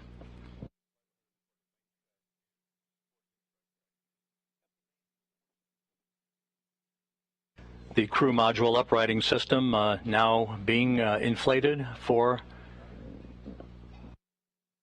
the bags currently being inflated.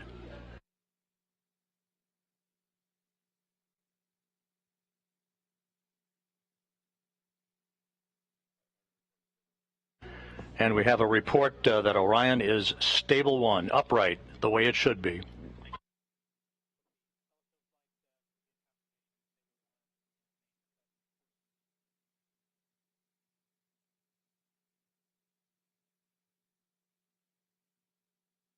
Once again, splashdown occurring at 11:40 a.m. Central Time, 9:40 a.m. Pacific Time, west of Baja, California, after a textbook entry for the Orion spacecraft, bringing its 25-and-a-half-day mission to an end.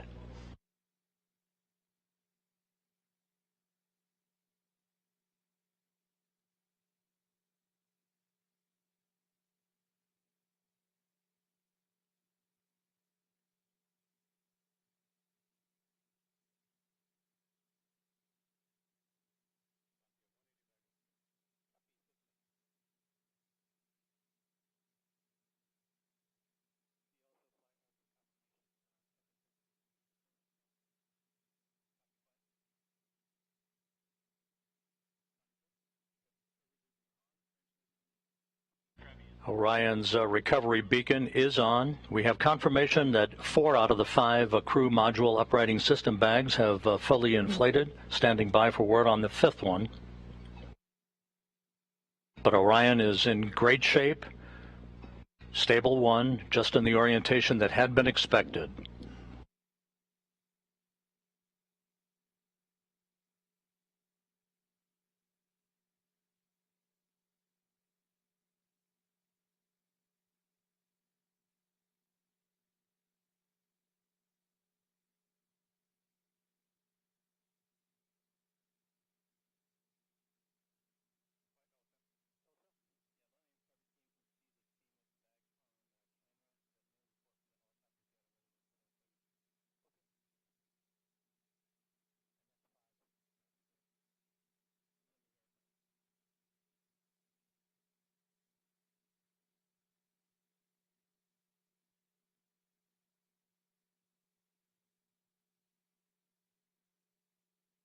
This is Mission Control Houston. Once again, the Orion spacecraft, having completed a journey of 1.4 million miles,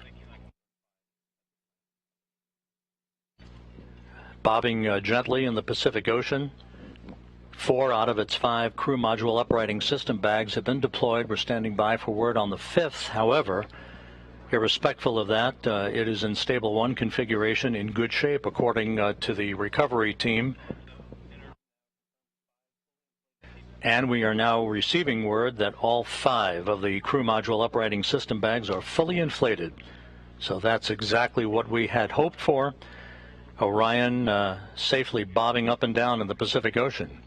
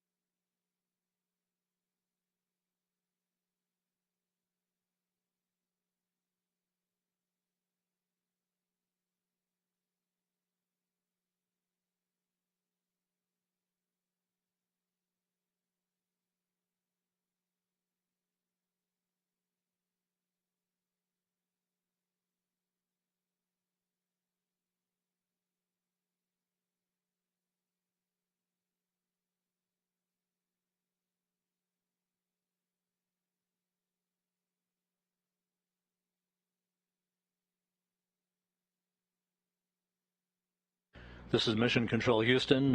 You're looking at the Orion spacecraft that splashed down about 6.5 minutes ago at 11:40 a.m. Central Time, 9:40 a.m. Pacific Time. We are estimating that it splashed down around 5 nautical miles away from the USS Portland. The recovery ship and Navy boats and divers will be approaching the vehicle before long. The spacecraft is in what is called a stable 1 configuration, upright, just the way we had expected it to be. 5 perfectly inflated crew module uprighting system bags, maintaining a nice gentle configuration for Orion. First of the Navy helicopters now approaching the vehicle.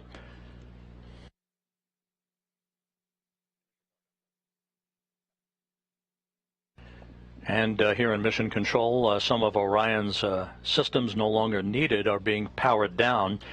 Many of them will stay powered up for the next 2 hours while we conduct a series of test objectives to characterize the thermal conditioning of the spacecraft. That will be important for future data for crewed missions to determine how long the crews can remain comfortable inside a vehicle returning from the moon. We also will be conducting tests of the beacon and SARSAT system for maintaining tracking of the spacecraft, for recovery forces that will be approaching the spacecraft in the future. And coming up in the next hour and a half will be the reactivation of an ammonia boiler system that will provide cooling in the spacecraft, as it will when crews return from their missions on board Orion.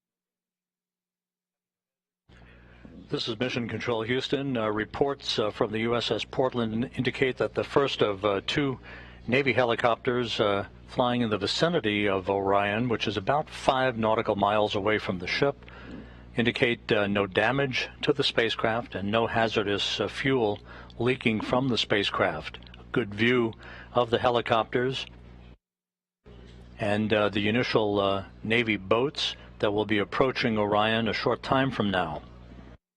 Once again, the splashdown occurring at 11:40 a.m. Central Time, 9:40 a.m. Pacific Time.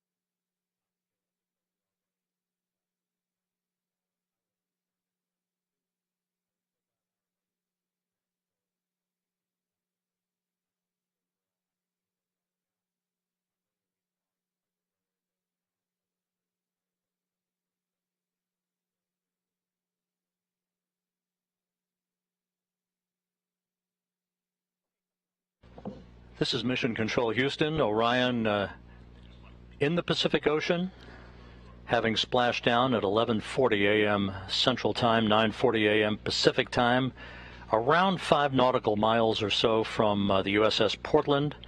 A textbook entry for the vehicle. On the USS Portland at this hour, my colleague Daryl Nell from the Kennedy Space Center, who's with the Exploration Ground Systems Recovery Team.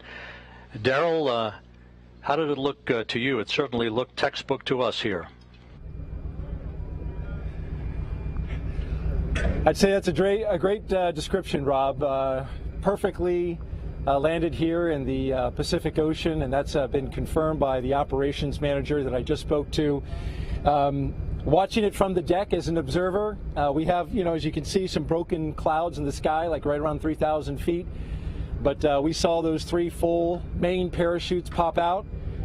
It was a beautiful sight, probably just about several thousand feet in the sky, and then we watched that slow descent as the Orion crew module made its way down to the Pacific Ocean. Saw the splash, and then of course the assets aboard the USS Portland here immediately started making their way towards the splashdown site, and as you see live now, they are close to being next to the capsule. Now the helicopters that you see flying there, those are MH-60s. We have 2 of them in the air, and they are right now gathering high quality, high definition imagery of the capsule in the water. There's a spotter aboard. We have photographers as well. The doors are completely open on both sides of the helicopters, and so you can see them flying a circular track around the splashdown location. They have marked, if you can see it, you can see what looks like smoke coming off the location just to the left there. That is the boats having marked location where some of the debris has come down, the debris that was part of the separation event, the part of the parachutes opening event. So you have the sabot as well as the lid from the parachutes. All of that is being tracked by the Sasquatch team, and the Navy boats are marking that with floatable smoke grenades. All of that hardware the team wants to recover because there's valuable information and data in it. The helicopters will be out for another 20 minutes gathering imagery. You can see one of them getting very close to the crew module. There is an GSS camera, ultra high definition, 8K, which is gathering imagery. We are currently on course to go right by the splashdown location, so we are right about 3.5 miles and closing. We are going to a point that's going to be 1 mile out. That's our next waypoint. 1 mile out from the splashdown location. One of the things we're waiting for is for ammonia boil off. And that's why the Navy boats are not yet next to the capsule. We're still going to wait that out. The amount of time that that's going to take is has not been determined. They have allowed for as much as 2 hours. The ammonia on the capsule is used for cooling purposes, to keep the cabin cool for crew. Of course, there's no crew in this capsule, but for future missions, it will certainly be an important part of keeping the astronauts cool during the heat of reentry. But for now, they're going to vent off that ammonia, and as they do that, it's not quite safe to get close to the capsule with the Navy divers.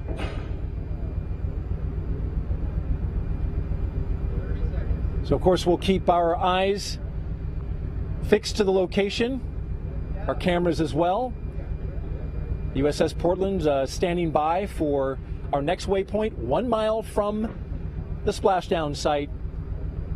And then once the completion of the ammonia boil off, the Navy boats will be going in. The spectacular sight from out here, Rob. Toss it back to you. Thanks, Daryl. Back here in Mission Control, the entry Flight Director Judd Freeling on the left. To his left, Flight Director Rick Henfling. And with me on console here, probably none more important than the NASA Administrator, Bill Nelson. Senator, thank you for joining us today.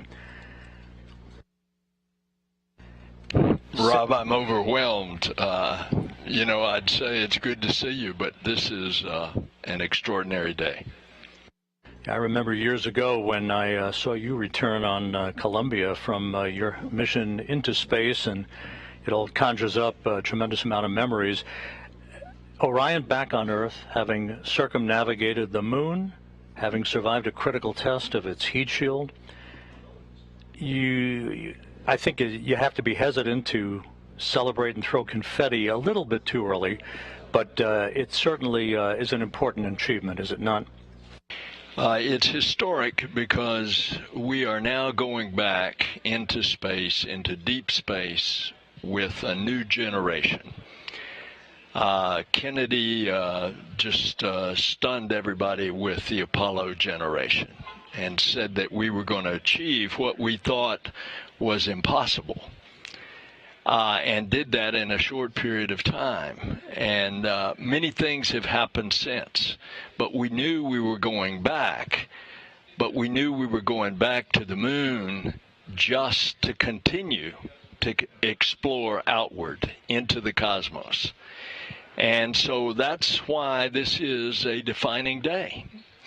It is one that marks new technology, a whole new breed of astronaut, a vision for the future that captures the DNA of particularly Americans, although we do this as an international venture. And that DNA is we are adventurers, we are explorers. We always have a frontier, and that frontier is now to continue exploring the heavens. We had to wait a while for Artemis to finally get to the point where the Space Launch System got us underway back on November 16th, but once it did, these engineers and the other members of the teams, front room, back room, they've been pretty giddy over the amount of data that they've required and how this vehicle appears to have exceeded its expectations in its performance. The whole vehicle, the rocket, the European participation in the support module, the spacecraft itself, Orion, performing so well that they added a lot of tests. And lo and behold, we're going to be up to our ears in data, thankfully. And of course, today the two main things that had to happen was that that heat shield had to work, and it did beautifully, where they can skip off the atmosphere and bleed that speed down from 25,000 miles an hour. And then the parachutes had to work, and they did it as well. You know, the engineering, the design of this mission, all the work that will go into the next flight when a crew is on board, right, to orbit the moon. What does this say about NASA and the international partner cooperation and the partnership that ultimately takes us not only to the moon but beyond? Well, it says a lot about our country because we don't do it secretively. We do it openly, and we do it with our friends, and we invite all peoples of the earth. And we are doing it also with commercial partners, because when we go into orbit on Apollo 3, we are going to rendezvous and dock with in this case, SpaceX lander, and the crew will go down to the surface. And then we have another competition going on now for another lander, so that we will have two landers. And again, this is the program of going back to the moon to learn, to live, to invent, to create in order to explore beyond. 50 years ago today, Gene Cernan, Jack Schmitt landed their lunar module Challenger on Taurus Littrow, the final lunar landing. It only seems fitting half a century later to the day. Orion back home. And what a fitting opportunity that I had last night to sit with Jack Schmitt at the Astronaut dinner and to talk to him about those experiences. 50 years, it's a long time, but look what we have done in the meantime. The space shuttle, we built the International Space Station, we brought in commercial partners. We now go to and from regularly the International Space Station with cargo and crew. Here we go. We've got scouts going to the moon that are commercial scouts that land, that take NASA instruments and scientific instruments in preparing us for the landings of our astronauts. And so it's a new day. A new day has dawned.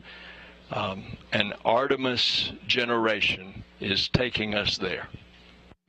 And Orion continues to await the arrival of the USS Portland, which shouldn't be very much longer from now, and some flight test objectives that will be taking place over the next couple of hours before we here in Houston hand the vehicle over to the Kennedy Space Center recovery team. NASA Administrator Bill Nelson, pleasure to see you today, and thank you so much for being with us. What a day. Oh, it is my great privilege.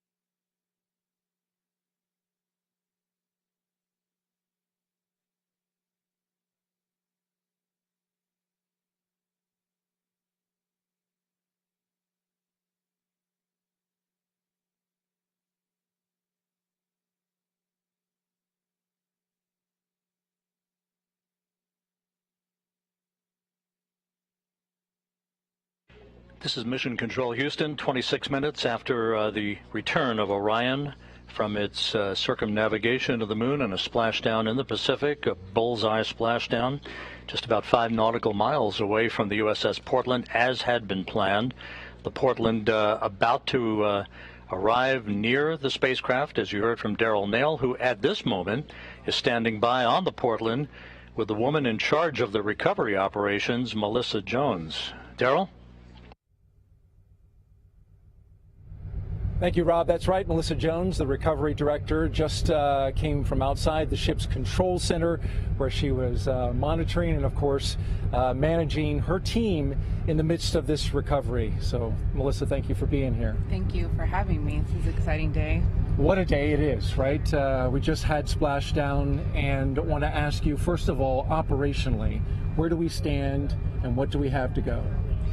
So we had a picture-perfect splashdown, and at this time we're gathering data. With the CM powered up, we'll get some flight test objective data on thermal conditioning, and we're doing some signal data with the tri-band beacons, making sure that we can see the beacons on the capsules and on the astronaut suits to prepare for Artemis II. And once that is complete, the vehicle will be powered down by the Mission Control Center, and they'll hand that over officially to us here locally in the Pacific. And then we will approach the capsule and attach some lines to it and pull it into the back of the well deck. And that's a delicate mission, right? Because you will be attaching lines, and through the use of Navy boats and then also a winch inside the well deck, and Navy sailors on the lines attached to it as well. It seems like a very delicate operation, especially getting in the well deck where waves will be sloshing around.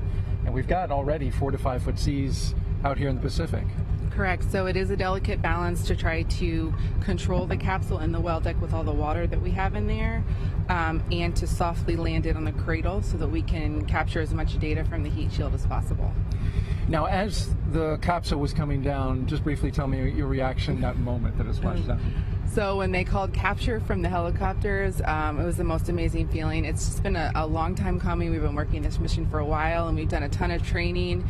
And every time you do training with a mock-up capsule, you don't have any of that. You don't have parachutes. You don't, hear it coming back through the atmosphere, the sonic booms and all of that kind of stuff. And today that actually happened. It's just amazing. And your team, it's worth noting, has been out here a long time. From the moment of launch, you were on console, ready to support if something off-nominal happened, unusual. You were going to be able to recover that capsule wherever it was needed to recover. So you were working that and then stayed through Thanksgiving all the way to now. So it's been a long road. It has been, yeah. Several of us supported launch, and then we deployed out here about 23 days before, and we're out here for Thanksgiving as a team. So we have been waiting for this and preparing for it for a while. And it looks like you're doing a great job so far. Good luck the rest of the way, Melissa Jones, and thank you for joining us. Thank you very much. Thanks for having me. All right, Rob?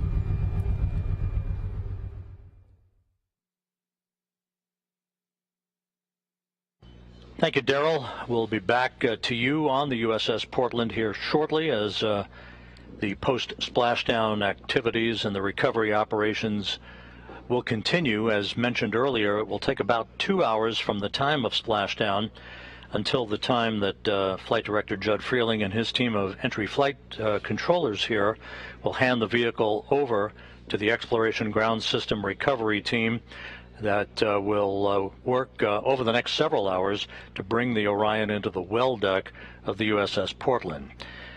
With me, a familiar face, Bob Cabana, NASA's Associate Administrator. Bob, it's great to see you here. And with Orion back on Earth, another milestone accomplished on the road back to putting Americans on the surface of the moon. In terms of the criticality of what we've seen over the past 4 weeks, your thoughts on how this mission evolved and now the stepping stone that would put a crew on board a couple of years from now? Oh, Rob, it's been absolutely critical to get this mission off safely. This test flight is what we need in order to prove this vehicle so that we can fly with a crew, and that's the next step, and I can't wait. You know, the launch, first off, yeah, I was on the roof of the Launch Control Center. I went up there with the administrator and deputy administrator when we came out of the T-minus 10-minute hold, and it was phenomenal. It was absolutely amazing. The rocket performed flawlessly, and I haven't been that happy in a long time after we came down off the roof. And then to see the mission go as well as it did, the shots that we got from the vehicle, that one from 40,000 miles away where you saw the moon with the Earth in the background. And then this morning, I mean, we've learned how to operate this vehicle. A few minor glitches along the way, but it is performed flawlessly. And we're learning how to work with it, operate it. And that's what this JSC team does. It is so great to be back here in mission control, to be with the ops team. I'm so proud of these guys. Amazing. But if you were watching this morning, I loved the video. I don't know if it was on NASA TV or not, but the moon just kept, I mean, the Earth just kept getting bigger and bigger. It was really hauling as it came in. And the preciseness with which they were able to bring it down and seeing the chutes come out, and it's just, I'm so proud of this team, the Orion team, the entire SLS, Artemis team, the folks here at JSC. It's just been amazing. I wish Gene Cernan were still alive. You know, here we are on the 50th anniversary, and Gene was such a proponent of getting us back to the moon. I wish he were alive to have seen this mission. It would have meant a lot to him. I don't want to date you, but I think 24 years ago, at this moment in time, you were building a space station, I believe, with your crew on STS-88. We had so many dramatic, jaw-dropping images during the course of this flight. What for you was the most impactful moment? Oh, I'm not sure I can pick one. Obviously, the launch. The team has worked so hard to get to the point where we successfully launched this rocket. I think the successful burns along the way to actually get that go for the TLI burn and do it and be on our way to the moon again. Absolutely awesome. I think the pictures that we saw. But the splashdown, how can you not? I mean, this was really emotional, going around and congratulating folks for what we did. So it's hard to pick just one. I think what has meant the most to me, more than just watching the mission, more than the mission highlights, is being with the teams at the Kennedy Space Center, at the Marshall Space Flight Center, here at the Johnson Space Center, and just being able to go up and talk to them and thank them for all their hard work that got us to where we are. I think it means a lot to me. And Bob, final question. The next step, Artemis II, putting a crew on a vehicle to orbit the moon. It's going to be a complicated mission. It's a long road. It seems like a long time from now, but based on what we've just witnessed, and based on what we believe will be the ultimate data flow out of this mission, doesn't seem that far away, does it? It is not that far away. It's going to mean a lot when we get the crew assigned. And we see them in training. We get that human face to this. I've seen the flight hardware at KSC. The Orion 2 spacecraft for Artemis 2 is there. It's in build. We got to get Artemis 1 back and transfer some of the black boxes across to make sure that they get checked out and everything works. You know, the rocket's being built. We are on the way. And I think when you put a human face to that, when you actually see that, hey, we're sending humans to the moon again, and we're going to get this one-year cadence eventually where we're doing this on an annual basis, this is our future, and it's different from how we went during Apollo. We're going in a sustainable way. We're paving the way to go onto Mars, not just the moon and Mars, but to establish a presence in our solar system beyond our home planet, to explore, to have those technologies in space, to continue to learn and improve things here on planet Earth. Bob Cabana, NASA's Associate Administrator. Thanks so much for being with us, Bob. Rob, it is always a pleasure to share a mic with the voice of NASA. I think a lot of you, buddy, you know that. We've worked together a long time. You keep doing a great job. Thank you very much, Bob. Bob Cabana, NASA's Associate Administrator, with us here in Mission Control.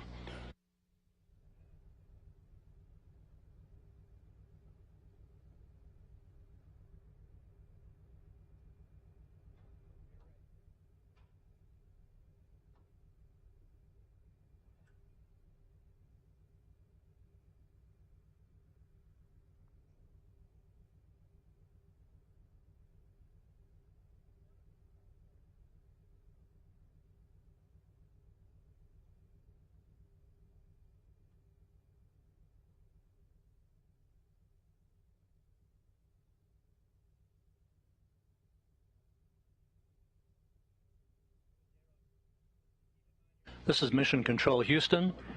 About 37 minutes since Orion splashed down in the Pacific on the deck of the USS Portland, as he has been throughout the course of the morning. Daryl Nail, my colleague from the Kennedy Space Center. Daryl, how are things going out there? It looks like you're about to approach the vehicle.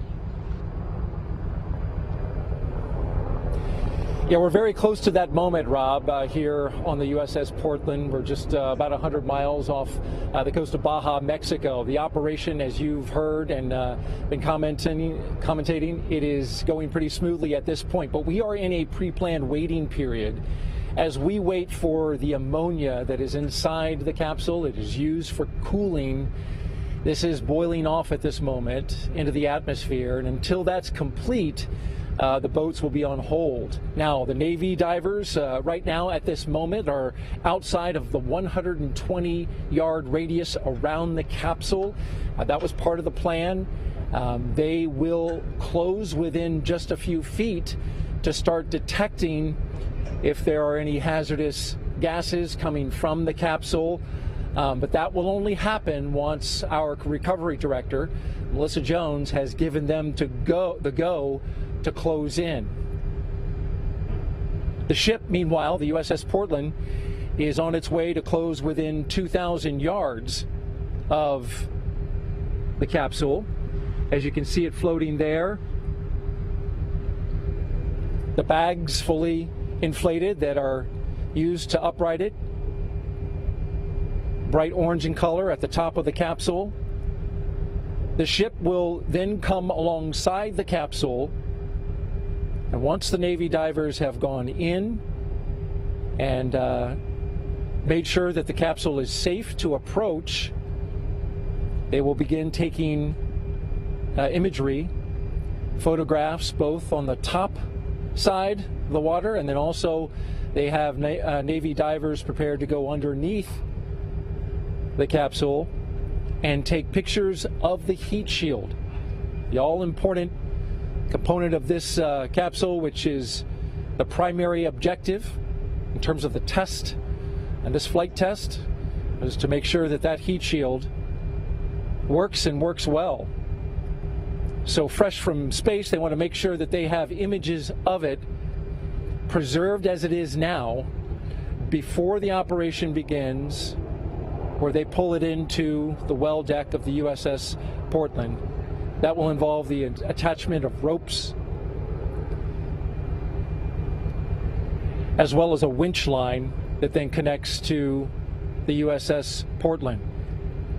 The well deck of the USS Portland will be flooded to about 6 feet, and those Navy boats will attach their lines and then pull alongside the Navy vessel, connect to a winch line, and then carefully tow it into the well deck. Again, we are currently awaiting the completion of ammonia boil-off from the capsule. They've allowed for up to 2 hours, but it could take a shorter period of time. And once you see those Navy boats closing in, then you'll know that that ammonia boil-off is complete. Of course, we'll let you know when that happens. Live on the deck of the USS Portland, Rob, we'll send it back to you.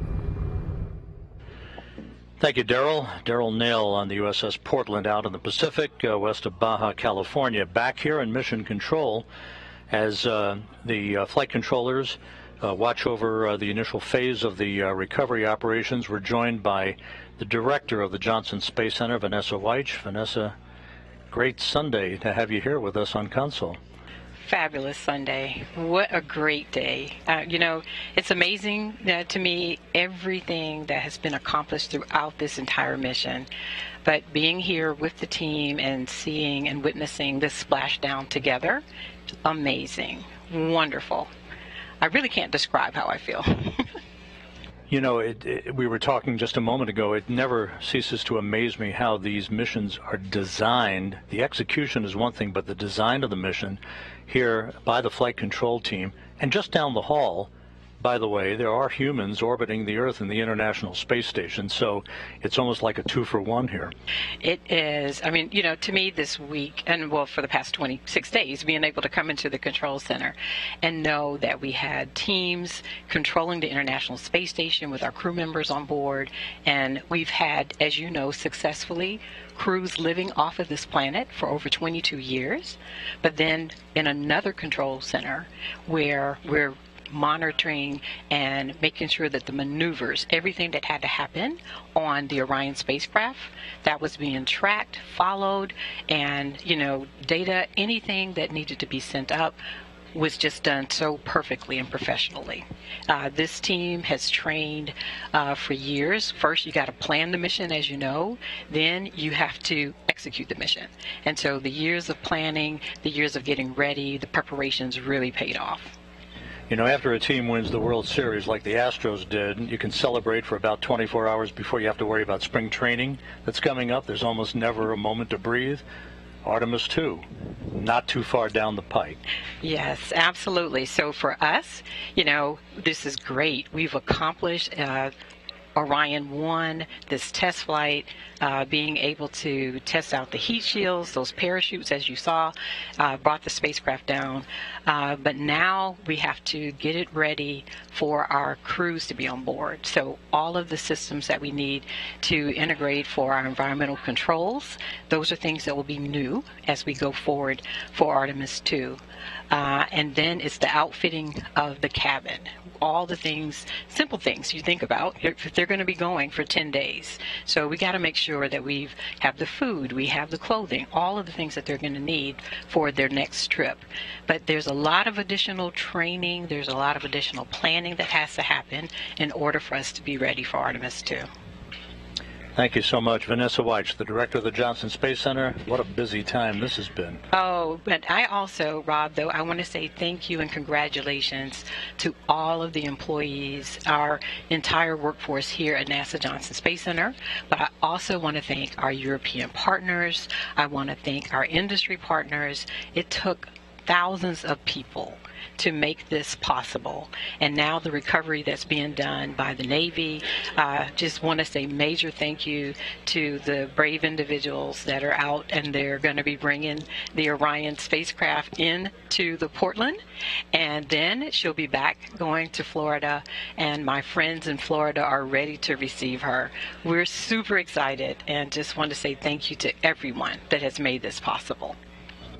Thank you so much, Vanessa Weich, director of the Johnson Space Center. Time to celebrate just a little bit before we catch our breath and press on. Yes, time to celebrate. Then we got to get ready for Artemis II.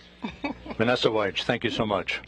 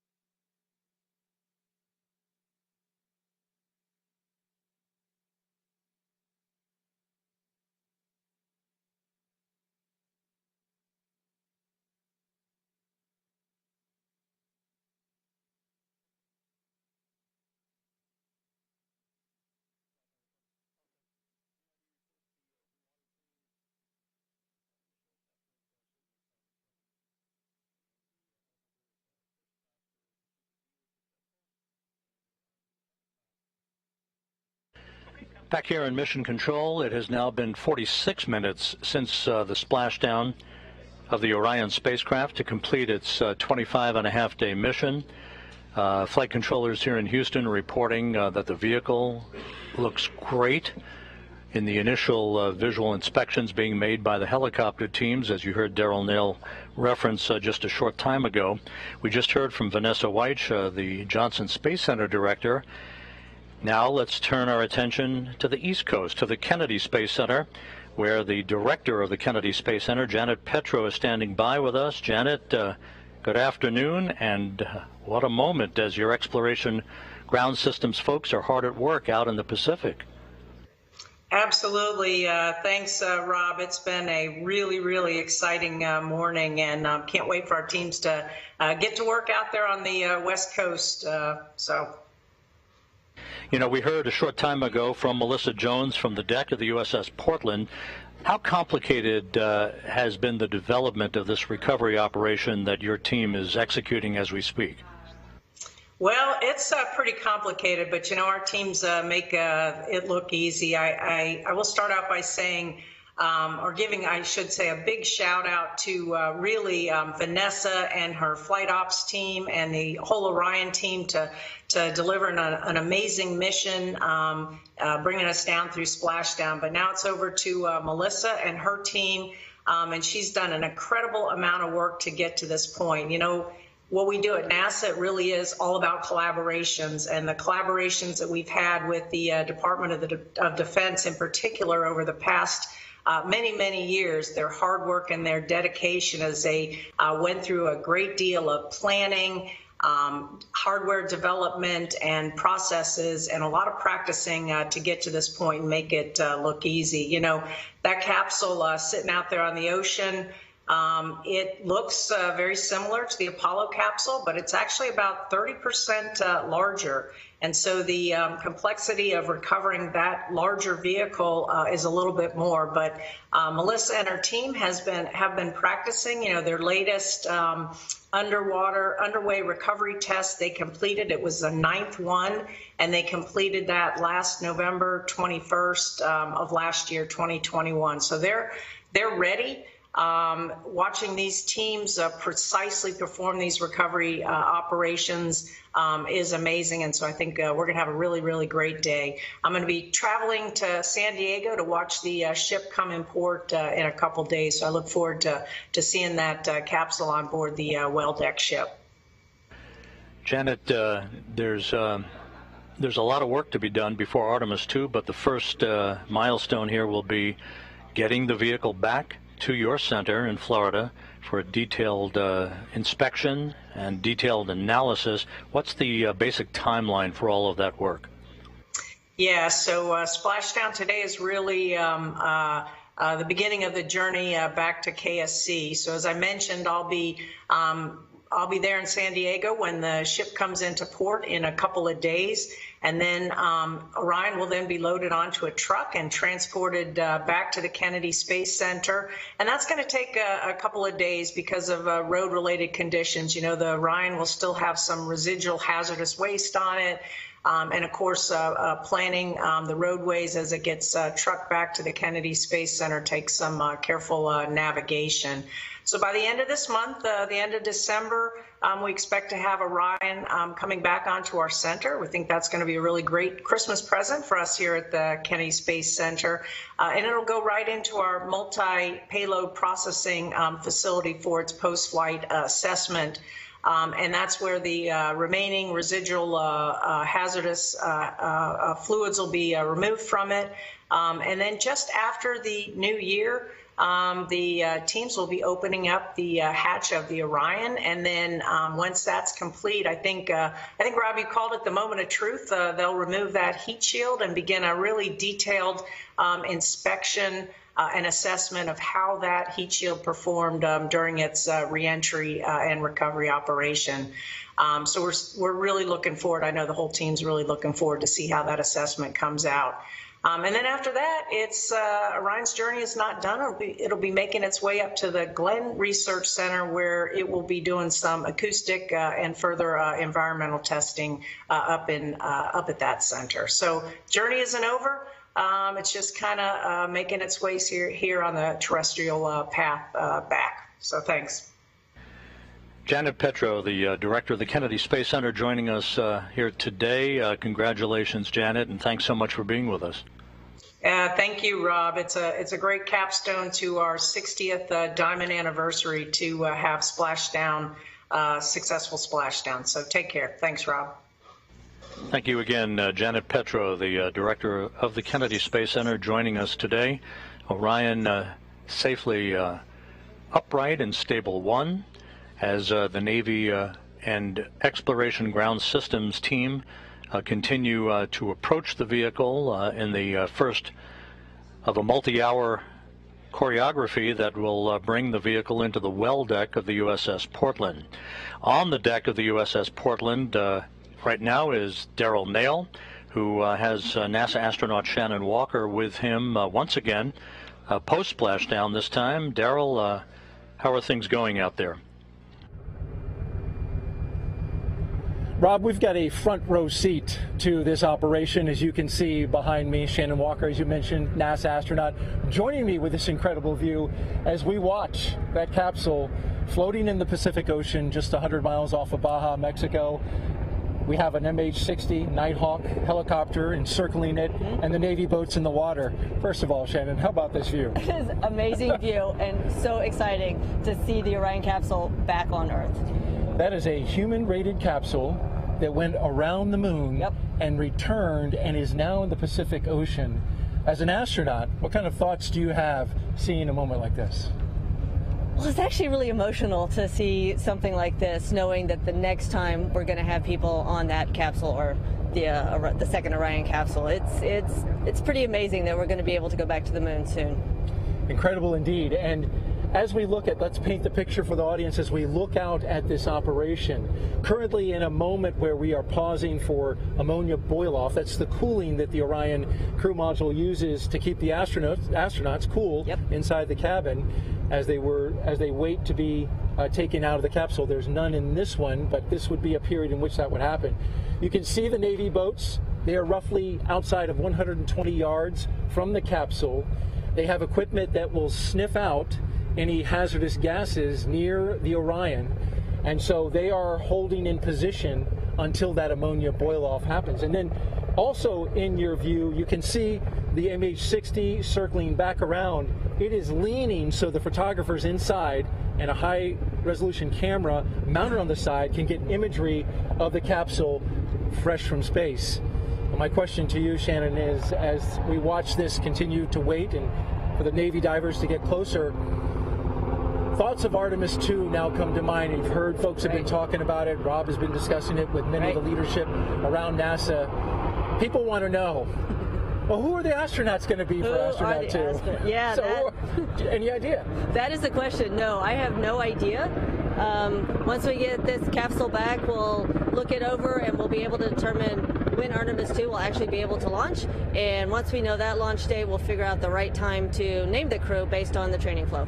So there's actually a period of training in which you have to do a set amount of time to get ready for that, but really predicated on Artemis II and that launch date? Absolutely. We don't want to have the crew just spinning their wheels if Artemis II is going to be a long way out, but I don't think it will be. So I would say sometime in the next 6 months maybe. Is it just a guess? Don't hold me to it. We might be naming the crew. All right, very good. Shannon Walker, NASA astronaut, thanks for joining us today. One quick update and note, the recovery team was looking at the possibility of recovering the parachutes as well as the forward bay cover, but that is not going to happen this time. They did mark their locations, but they did slip below the surface of the ocean, and so no recovery of the parachutes or the forward bay cover. That's it from right here on the USS Portland. Rob, we'll send it back to you.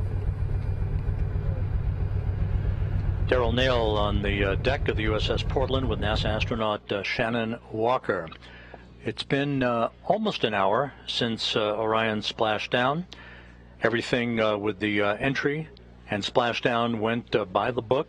If you weren't with us for the final minutes of Orion's descent toward the Pacific Ocean, we have a replay after the deployment of the three main chutes, which were pulled out in sequential fashion after pilot parachutes and drogue chutes were deployed. The main chutes came out.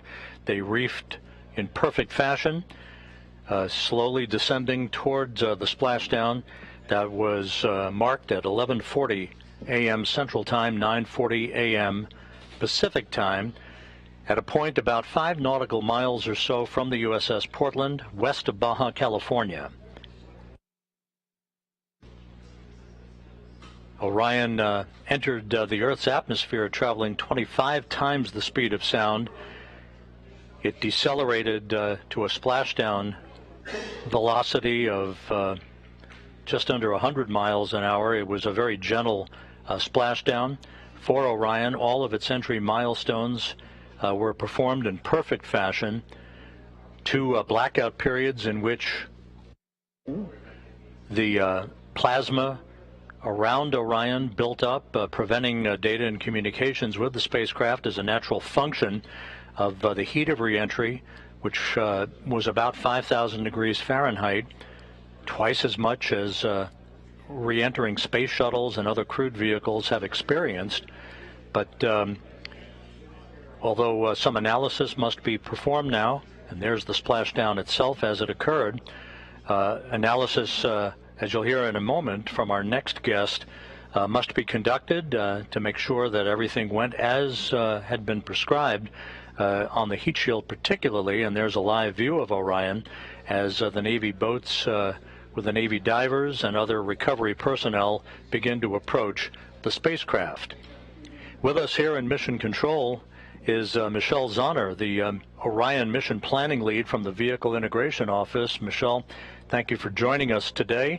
And I guess the natural and the big question is, unbelievable that all this just ticked off in trip hammer fashion the way it was designed. Yes, it was an incredible mission. So we accomplished all of our major mission objectives. The vehicle performed every bit as well as we hoped, and even better in a lot of ways. So as an example, the solar rays generated more power throughout the flight than we expected. So this is the furthest any human-rated spacecraft has ever gone, and that required a lot of complex analysis and mission planning and trajectory planning ahead of the mission, and to see it all come together and have such a successful test mission was amazing.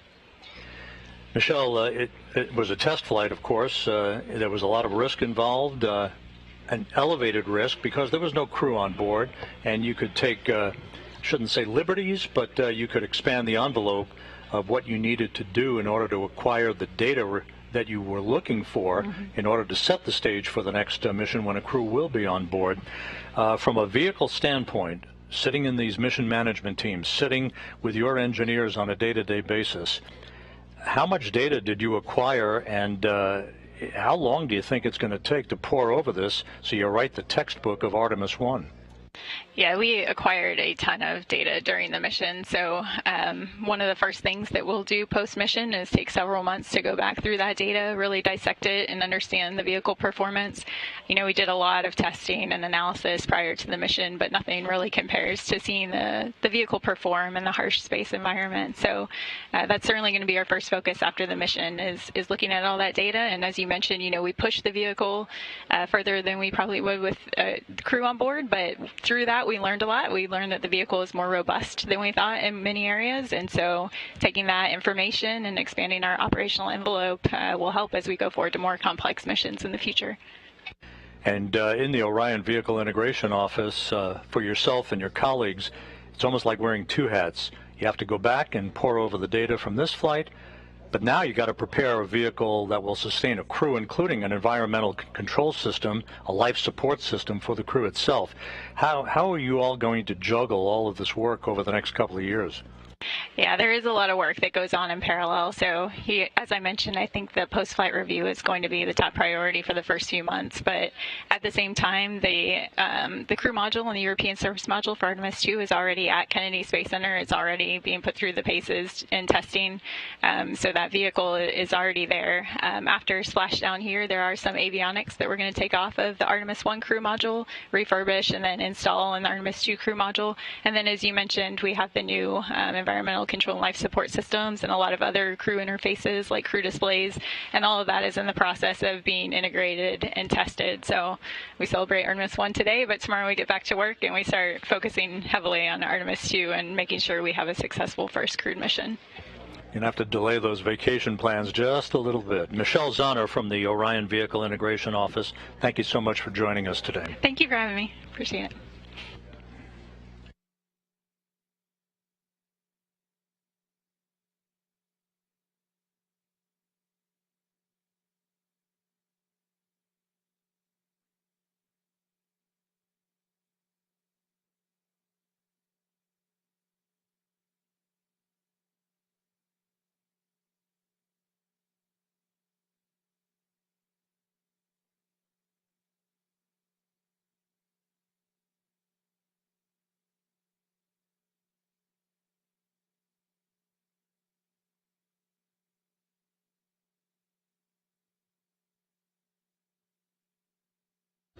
Back here in Mission Control, about an hour and 2 minutes now since the splashdown of Orion.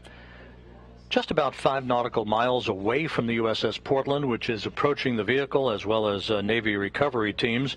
Back on the USS Portland, Daryl Nail from the Kennedy Space Center with the Exploration Ground Systems folks is with Captain John Ryan, the commanding officer of the vessel. Daryl?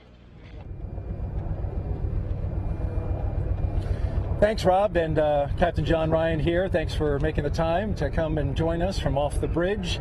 Absolutely. Appreciate you being here. So far, this has been pretty amazing in terms of the completion of the mission. From your vantage point, how did you see it, and what are you seeing now? Right now we have the orbital is in the water. Right now we're kind of in that 2 to 3 hour window where NASA and the Navy's EOD teams are conducting some tests. We're getting imagery and data for NASA, which will help support the future astronaut missions. And from perspective, honestly, I think this is one of the coolest things I've ever gotten to do. I've been in the Navy 23 years. I've done a lot of missions and I've been all over the world, but to be part of this NASA mission today is probably one of the coolest things I've ever been part of. That's impressive, and that says a lot. As we look just behind us, Captain Ryan, and we see the operation currently in a moment of pause where they're waiting for the capsule to vent off the rest of its ammonia using its cooling system. We can see the Navy boats in the water. Currently, you've got the ship on a course heading going around this operation. What has been your instruction to your team commanding the ship? So I just basically wanted to keep the ship within visual distance of the orbital and our teams in case they need anything. It also is providing, let's be honest, a lot of people are out here and they're super excited about this. Let's provide visual opportunities for people to get photos and, you know, get their digital part of being the history of this event. So, you know, we've a lot of time and effort and training and years of work went into this. So I want everybody to kind of get their moment, and we're out here getting ready to, you know, we'll be landing the helicopter soon and, you know, just being a part of it. Certainly watching the sailors as it splashed down, they seem to really enjoy the completion of the splashdown part of the mission. You can see they're all smiles, cameras, and so that was good. You provided us with a perfect view of the rest of the operation. I want to talk a little bit about your ship, the USS Portland, and why it was chosen for this particular mission, and what strengths does it bring to this operation? So the USS Portland is one of the newest of the San Antonio class LPDs. So an LPD? Landing platform docking ship. So this type of ship, normally known as an amphibious ship, in most of our missions we'd be working with the Marine Corps to embark their equipment and deliver them to foreign shores. But the capabilities of our ship can also be used, obviously, for missions like this. We have an enormous flight deck with an aviation department that we can land multiple various types of aircraft. We can put, obviously, a number of small boats in the water. And then probably the special feature, which NASA really likes, is we have a well deck, which we can later flood, and we will bring the orbital into the well deck to transport it back to San Diego. Those are some great assets that you bring to the operation, and I also know on the next one, in Artemis II, it'll be a critical component. The medical facilities that you have on board here, you could take care of somebody with any number of injuries, and in fact, I believe even have surgery if you need it. Yes, we have a tremendous medical capability on board. Hopefully not that it will be needed, but we do have a operating room, medical staff, and a lot of ability to take care of personnel should anything you know, not work out as designed. This ship was just recently in Los Angeles at Fleet Week earlier this year. Yes. Got to show it off to the public, and that's a matter of pride, I imagine, for the team. Absolutely. The ship has had a very busy year. The ship had returned from an overseas deployment much earlier in the year, supported Los Angeles Fleet Week and also the Rim of the Pacific exercise this summer, which had about 20 nations participating. So it's been a very busy year for the ship, and I think this is really just kind of the cherry on top where you get to do an unusual mission and support history. Tell me about the footprint that NASA takes up on this boat. I'm sure I haven't seen all of it. I've seen a lot of it, the well deck, certainly the equipment that we have running on the various decks outside and inside. It's pretty sizable. Yes, this is a very good sized ship. We have plenty of room. NASA has about 150 engineers and various entities on board, which we have plenty of room for. This ship would normally deploy with upwards of 600 Marines on board, so NASA's footprint really isn't too bad. It's well within our capabilities.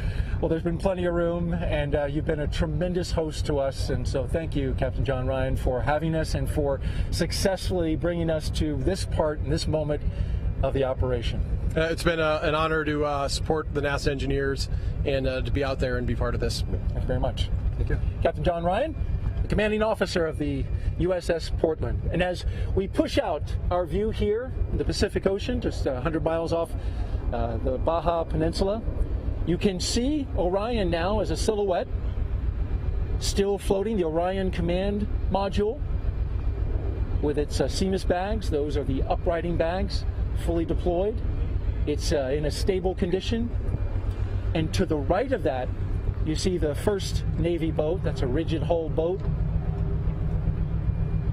That one is the one that's going to get a little closer and provide a stabilizing tow line once it's been determined that the Navy boats can get a little closer. As we pan just to the right of that, you will see the remaining 4 boats. 2 of those boats are inflatable boats with Navy sailors aboard.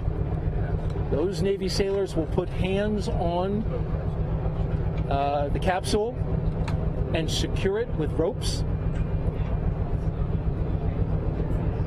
They will then maneuver to bring that capsule to the rear of the USS Portland.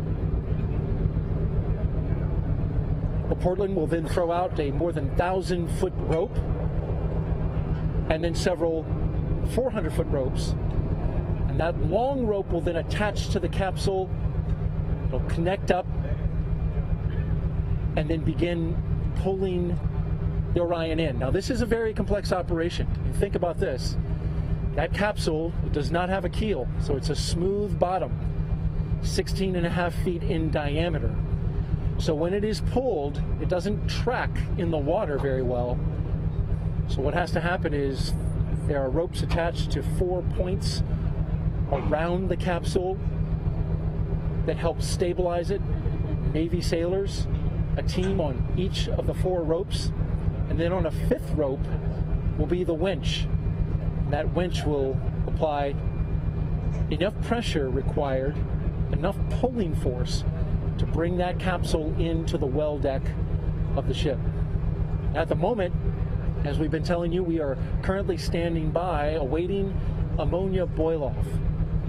This is the coolant that's provided on the Orion capsule. It keeps the astronauts, should there, once they eventually go into the capsule and go on missions to the moon. Currently, no astronauts in this capsule, but we've got to vent off the ammonia nonetheless. The allotted time for that is 2 hours. And so we are just 1 hour and 10 minutes into that waiting period. And then once it's clear, you'll see those Navy boats get closer. But currently, we are still standing by, waiting for the completion of ammonia boil-off. That's it, live from the deck of the USS Portland. Of course, we'll have more interviews for you as we go along. But for now, send it back to Rob Navius in Houston.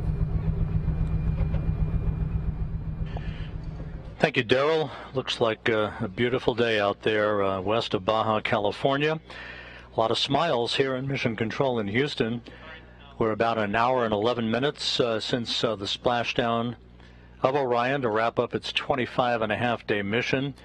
Integral into the flight of Orion was the performance of the European service module that functioned perfectly to take Orion out of Earth orbit on its way to the moon, and did everything it was asked to do throughout the course of the flight. And joining us is Philippe Delou, who's the Orion European Service Module Program Manager from the European Space Agency. Philippe, congratulations. Thank you for joining us today.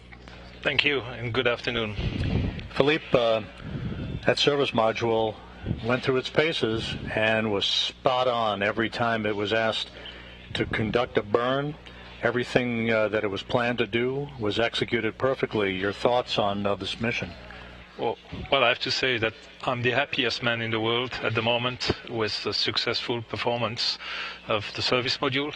She did what she was supposed to do, and even better. So it's a wonderful mission. I couldn't have dreamt more. Now, the service module for the next flight, in which a crew will be on board, is at the Kennedy Space Center undergoing testing, and it's going to be a while for all of that hardware to come together, but you all are off and running on preparations for the next mission in a couple of years. That's correct, yes. Well, we have already assembled the service module back in Europe and delivered it. Now it's being integrated with the crew module in Kennedy, and that's, if I don't mistake, should happen in the next summer.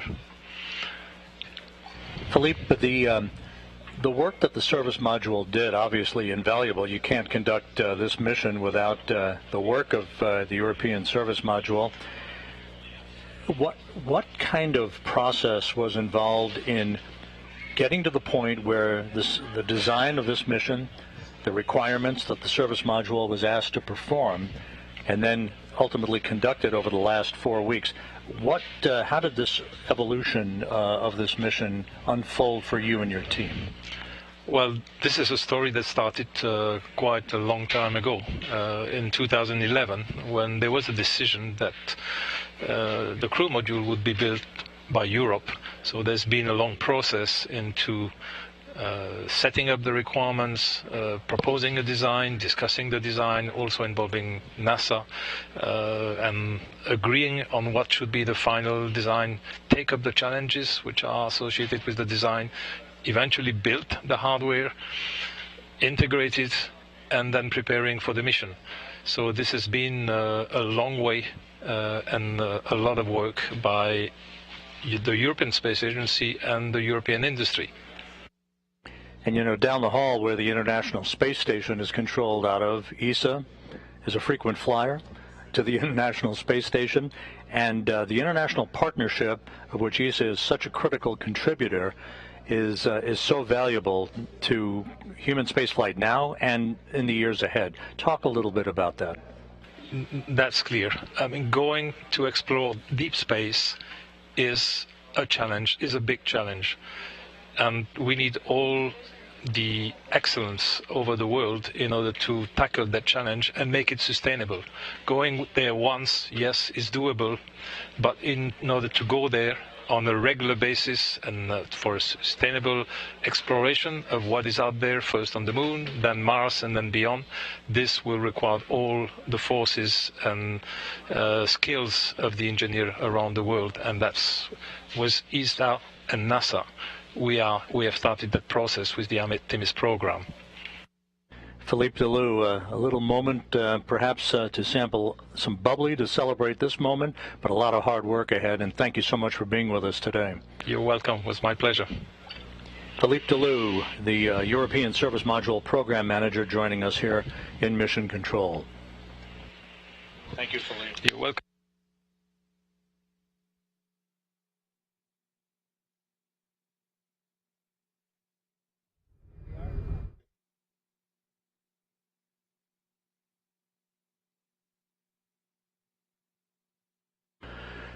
This is Mission Control Houston, and all of the action now is focused on the USS Portland, west of Baja, California. My colleague Daryl Nail is there. Daryl? Rob, thank you. Yep, we're here on the deck of the USS Portland, just 100 miles off the coast of Baja, Mexico, and I'm joined by Valerie Vinchulo. She is the General Dynamics Applied Physical Sciences Senior Engineer. Thanks for being here. Yes, of course. Great. So Valerie has some fresh information and analysis that she's been doing as it pertains to this operation, bringing the Orion command module into the well deck of the USS Portland. And so she has been looking at the wave heights with a system that you use, and tell me, you've just now analyzed the sea heights. What kind of sea heights are we dealing with, and what does that mean for the recovery of the Orion capsule out there in the ocean right now? Yes, so we have 2 wave monitoring systems, 2 radars on board the ship. So we're monitoring the waves, measuring the Doppler velocity of the waves in the vicinity of the ship. So from that, we're able to get the significant wave height and where the direction of the waves are coming from along with the period. So right now we're seeing about 4 to 5 feet of waves at about 13 seconds from north-northwest. So with that information, we're able to provide a recovery heading for the ship that'll optimize, minimizing the motion in the well deck. So we're really trying to minimize that sloshing and bore wave in the well deck. And that's a key point right there, Valerie. Of course, as I don't know if you could tell at home, but we're on the ship deck leaning back and forth to those 4 to 5 foot waves that we're dealing with out there in the ocean right now. So imagine Orion bobbing out there in the ocean, coming into a well deck. where those waves come into the well deck. So what has been your recommendation to the team about how to deal with these waves as they bring that capsule close? Right, so right now we're recommending a recovery course of 320 to kind of mitigate that motion. So we're kind of looking at the roll of the ship to minimize that sloshing wave, and the course of 320 is looking like the best for that recovery. That will give us a little bit of a bore wave that we're going to experience, but it's something that we think we can deal with, and we're looking forward to the recovery.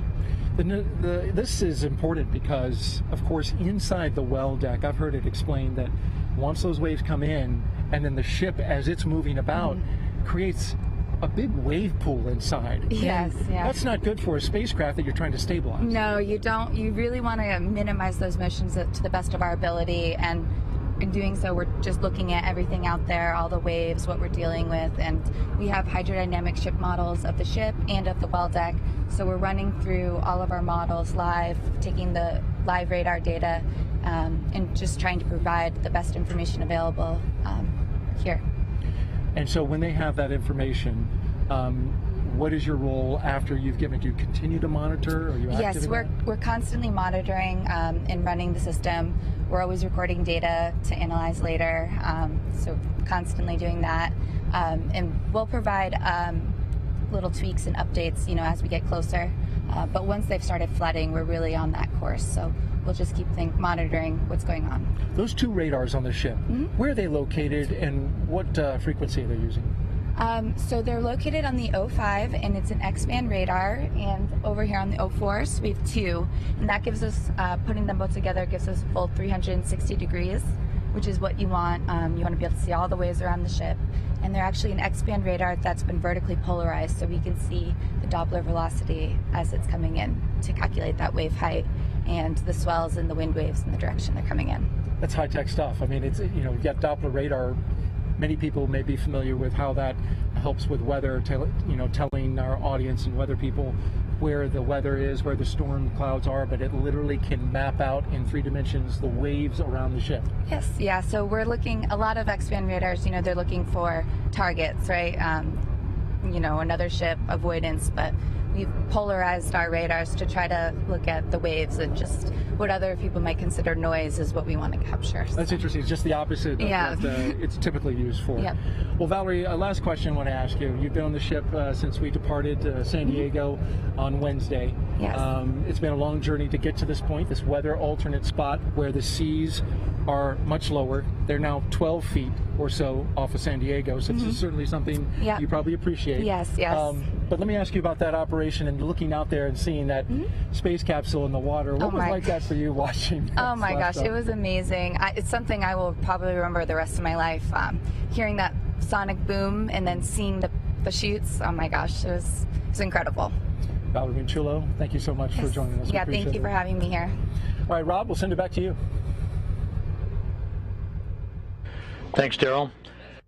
The work continues out in the Pacific, where you have the Orion spacecraft with all 5 of its uprighting system bags fully inflated, following its splashdown 1 hour, 21 minutes ago at 11:40 a.m. Central Time, 9:40 a.m. Pacific Time, to wrap up a mission of 1.4 million miles that spanned 25 and a half days, a mission that saw the vehicle launch from the Kennedy Space Center atop the Space Launch System, the maiden flight of the world's most powerful rocket.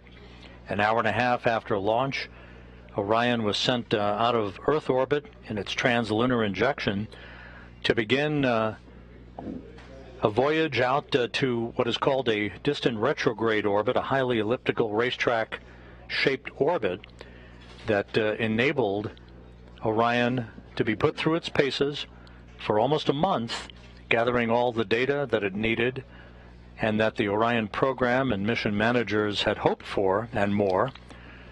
All of the engineering data that will set the tone and answer a lot of the questions that will pave the way for the Artemis II mission, in which a crew will be placed on board the vehicle in a couple of years for a orbital mission around the moon, again in a highly elliptical orbit, a mission that would be about 10 days in length or so. That crew yet to be named, but the pace will pick up after the first of the year in fairly dramatic fashion as the work continues to prepare the Space Launch System, the next Space Launch System rocket, and the Artemis II Orion vehicle to support a crew during its mission around the moon and back to Earth. In the meantime, a number of test objectives are still underway for the vehicle, most notably characterizing the thermal environment of the Orion spacecraft itself. Orion endured temperatures of up to 5,000 degrees Fahrenheit during its high-speed entry out of lunar orbit and back into the Earth's atmosphere, where it slammed into the atmosphere at 25 times the speed of sound, and then underwent a skip entry maneuver, basically skipping into the atmosphere, then dipping back out of the atmosphere again, and then back into the atmosphere to bleed off excess energy. An important maneuver that was designed and executed to perfection to bleed off excess inertia and to gain data on how we can better bring in multiple splashdown sites if required in the Pacific for future crewed missions. All of the chutes were deployed in good shape. The three main chutes deployed as planned. They reefed to their full extent, and Orion gently splashed down. After entering the Earth's atmosphere at 25 times the speed of sound, it splashed down at a meager velocity of just 19 miles an hour. Very gentle splashdown velocity had a crew been on board. And here's a replay of the final seconds for Orion as it descended below a deck of clouds at about 1,700 feet of scattered clouds. That was the final deck. The Spaceflight Meteorology Group had forecast very benign conditions for Orion. It did play out exactly that way as Orion touched down at 11:40 a.m. Central Time, 9:40 a.m. Pacific Time. And there was splashdown. The chutes were cut automatically. The 5 crew module uprighting system inflatable bags inflated with helium gas as planned, and Orion is gently bobbing out with the Navy divers very, very close to the spacecraft. It's going to take several hours for them to hook up the equipment that they need to haul the vehicle into the well deck of the USS Portland and to bring it back to port.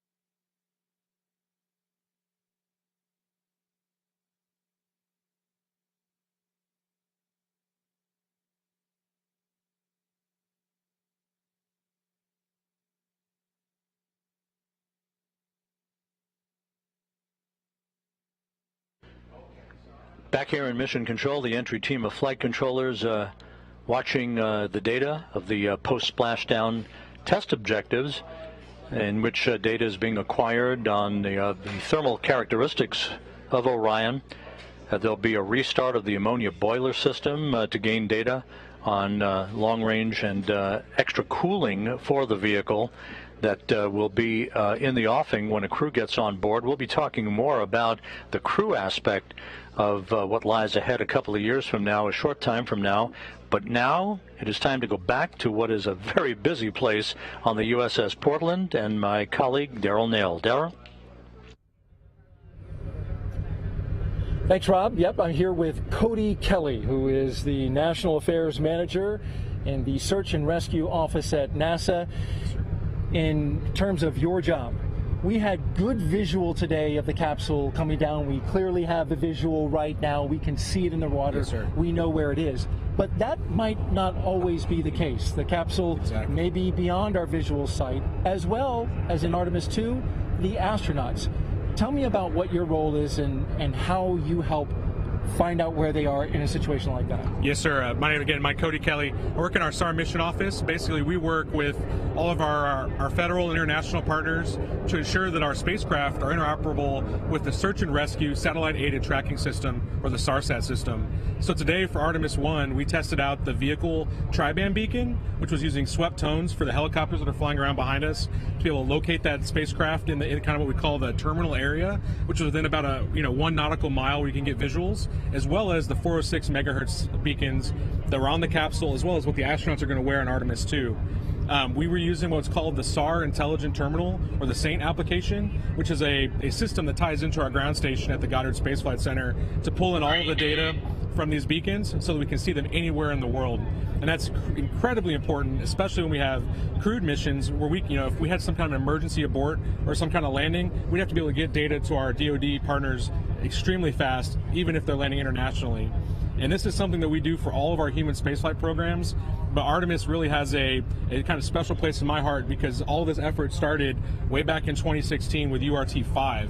So we actually demonstrated some of our advanced technologies on URT-5 and slowly was able to be integrated with the landing and recovery team to provide them that key data on the day of landing and if there was any kind of emergency. The astronauts are going to wear what's called the Angel beacons, which are the advanced next generation emergency locator beacons that are located on their life preserver equipment, and that's going to be able to track an astronaut if they had to get out of the capsule, if there was an ammonia leak or some kind of emergency, as well as tying that into what the vehicle telemetry is saying to be able to give a good SAR picture to these guys that are flying helicopters looking for survivors or being able to go rescue astronauts. And so let's talk a little bit about that further. The astronauts will be wearing GPS, essentially they're GPS locators, right? Exactly, yes, sir. They're beacons. And then, of course, the crew module itself has a tri-beacon. Yes, sir. So how do you delineate between those two? And that's really the power of our ground station and all these web applications. They're two different legacy beacons. You have a first-generation SARSAT beacon, which is what you have on a standard boat. Even the ship itself has a first-generation beacon. And then we have what is called a second-generation beacon, which is an advanced waveform that's specifically for the astronauts themselves. In our application, we're able to actually identify each of those beacon IDs and tie them to a specific crew member so that when they turn it on, we know exactly whose beacon that is and exactly where it's at. And the power behind that is with these emerging technologies, we're able to do this even if we have bad GPS connection or we're really anywhere in the world. And this is the kind of stuff that you can have is if you go to a vendor and buy it for your boat. If you're out hiking, we're using those technologies for civilians for astronaut use and kind of vetting it out here, out in the open ocean, knowing that astronauts are really one of our prime customers. So you ran a test today, right? Yes. As this operation was unfolding, the crew module was sending out its beacon, its tri-beacon, but then you also had those Angel beacons for the astronauts. They were what? You put them on the boats, yeah, right? we put them on the ribs or the rigid hulls, inflatable boats that are out there tending the capsule, as well as on the fantail of the ship. What we're doing is we're looking to make sure the air crews could delineate between between these various beacons if the crew members ever had to get out, as well as looking at the performance of the vehicle tri-band beacon after it's spent almost 2 weeks in space. So we're looking at, not only today's technology, but tomorrow's technology to kind of serve Artemis emerging partners and really the folks that are going to be in harm's way on a daily basis. Your test was part of the operation today, and how did it perform? It went phenomenally. I can't give more kudos to the crew of the Portland, First Air Force Det 3, setting that all up with the Navy, the Air Force, as well as some of our national partners in the U.S. StarSat program that made this all happen. So it was really a team effort, and it went flawlessly, just like this mission. So I couldn't be more happy. And you could clearly identify the capsule and the 2 Angel beacons. I mean, it was clear as day. It was clear as day, and we've been working on this application for over 2 years with this mission in mind, and it executed flawlessly. And the coders and developers at Goddard Space Flight Center did a phenomenal job being able to get this ready on time, on mission, and on location. Cody Kelly, Manager of National Affairs, Search and Rescue Office at NASA. Thank you very much for joining us. Thank you. Rob, we'll send it back to you. Thanks, Daryl. Great job out there, by the way, throughout the course of the day. A great view of Orion as it sits passively in the fairly calm waters of the Pacific, west of Baja, California. With me here, sitting very calmly, veteran astronaut Randy Bresnik. Randy, thanks for joining us today. You have been an integral part of the preparation of not only this mission, but all of the astronaut office activities associated with requirements that will ultimately lead to putting a crew on the next vehicle that will orbit the moon in 2 years. What did you see today that A, thrilled you, and B, was most important for you to see as a result of all the work that has gone in to make this mission possible?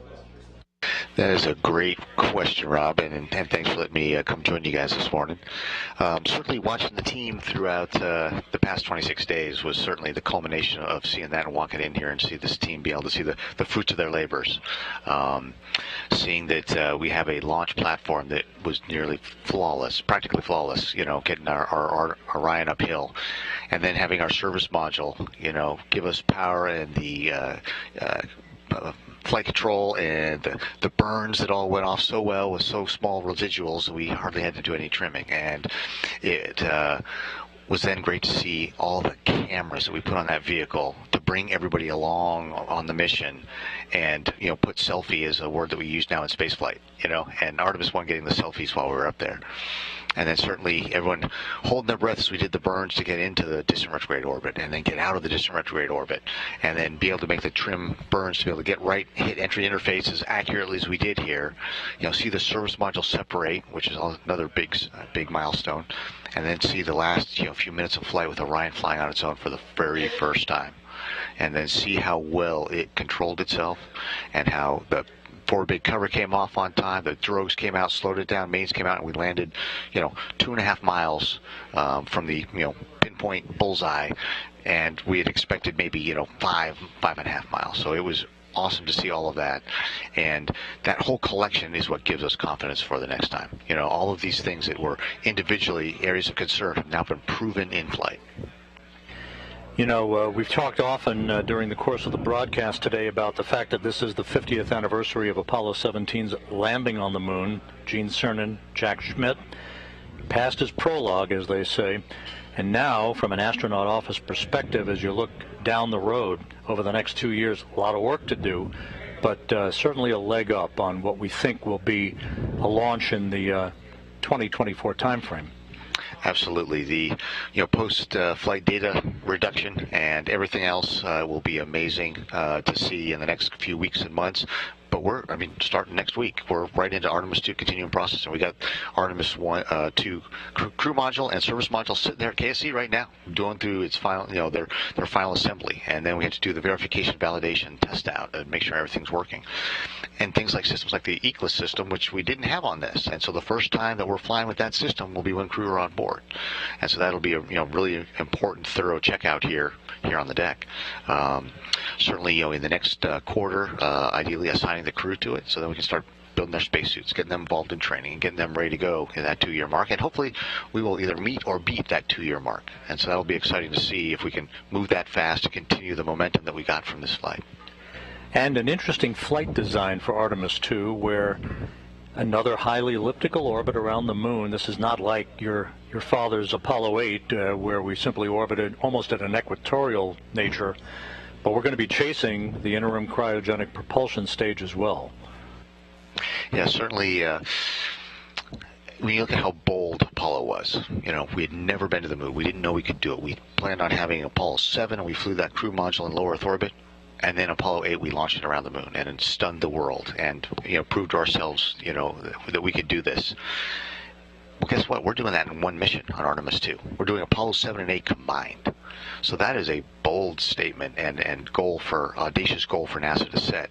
And like you said, the highly elliptical orbit that we launch up in here on Earth, so we can launch out, get into a 24-hour orbit to check out that environmental and life control system, such that we know that we can breathe, we know that the cooling works, we know that all the systems work, scrub the CO2, take out the humidity, to try the exercise device.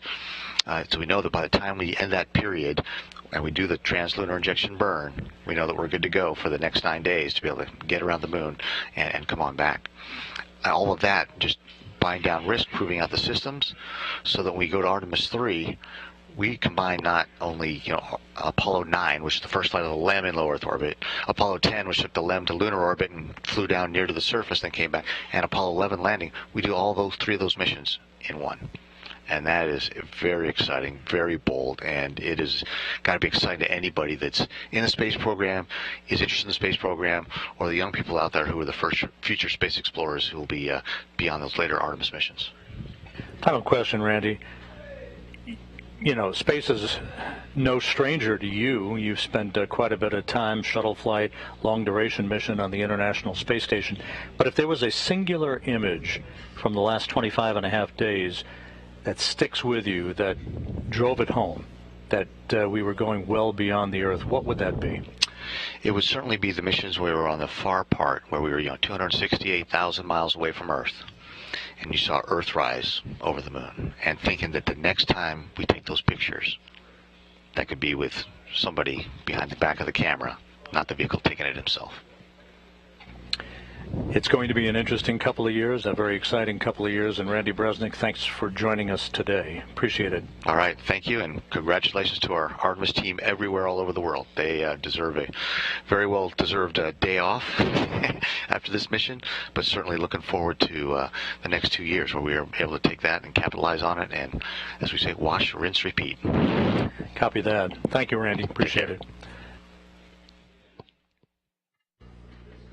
Randy Bresnik with us here in Mission Control. It's been about an hour and 40 minutes since Orion splashed down. We're continuing out in the Pacific to secure the spacecraft and ultimately get it into the well deck of the USS Portland.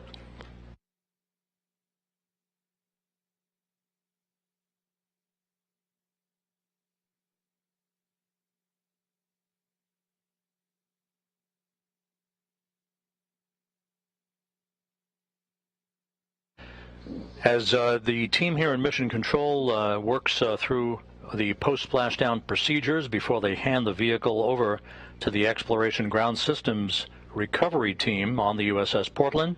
Again, let's go back out west of here to west of Baja, California, where Daryl Nail is standing by on the deck of the USS Portland. Daryl?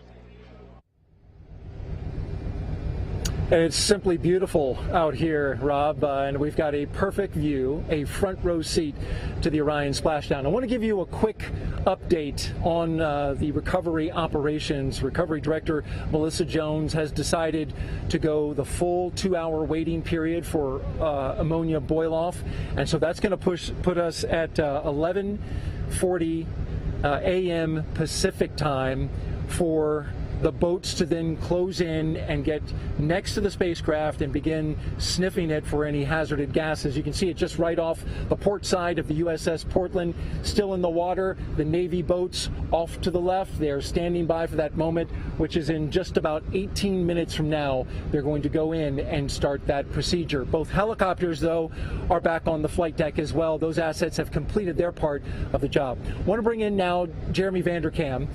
This is a special individual. Well, of course, everybody's special, but when it comes to the heat shield, this is something you know well. You are the Deputy Thermal Protection System Manager for the Orion program. Your team designed the heat shield, tested it, and have been basically there from the start of this. And so I want to ask you, this of course has been the primary objective of this test flight. That's right. Testing the very component, the heat shield, that you and your team helped design.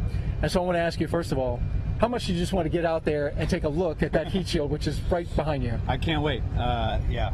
I tried to convince lots of people to let me in the small boats. Didn't happen, but that's okay.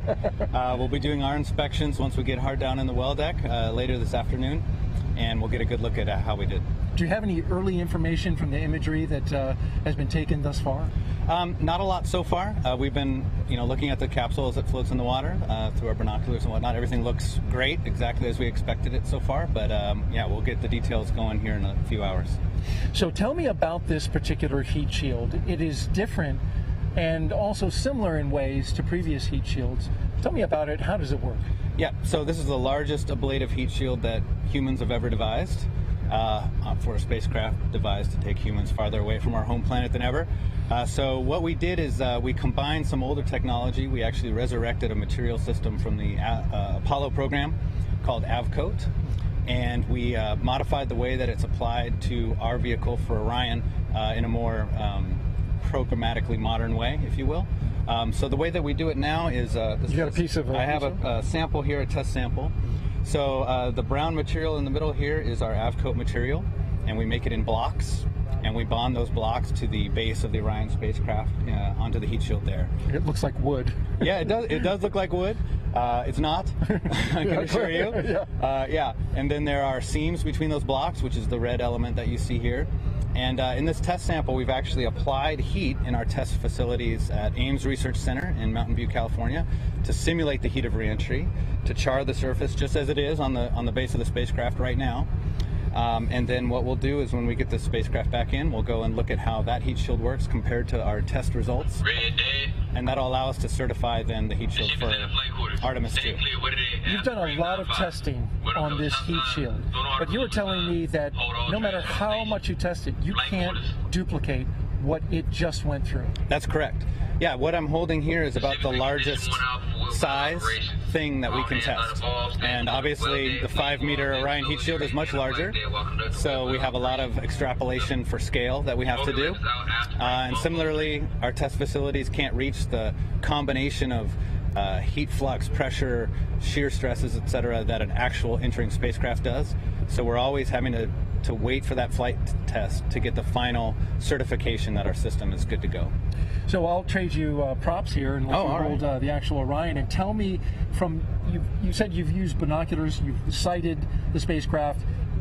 One side of it, I guess, gets a little more charred than the other. What have you seen? Yeah, so far it's actually looking like we expected. The inward side is the hot side of the vehicle. And so we can see that, for example, the thermal control tape that we put on the exterior of the vehicle, all that shininess that we saw pre-launch is basically gone on the windward side, as expected. And then on the leeward side, where the windows are, I'm seeing a fair amount of tape remaining, as expected. So our heating predictions, how that the heat contours over the vehicle were predicted to be, looks like that's how they were. So, so far, so good. Jeremy Vanderkam, thank you so much for joining us. He is the Deputy Thermal Protection System Manager for the Orion program, and I know you're anxious to get that capsule in this well deck so you can get your eyes on it. Yep, I'm ready. Good luck the rest of the way, Jeremy. All right, thank you. All right, we'll send it back to you, Rob.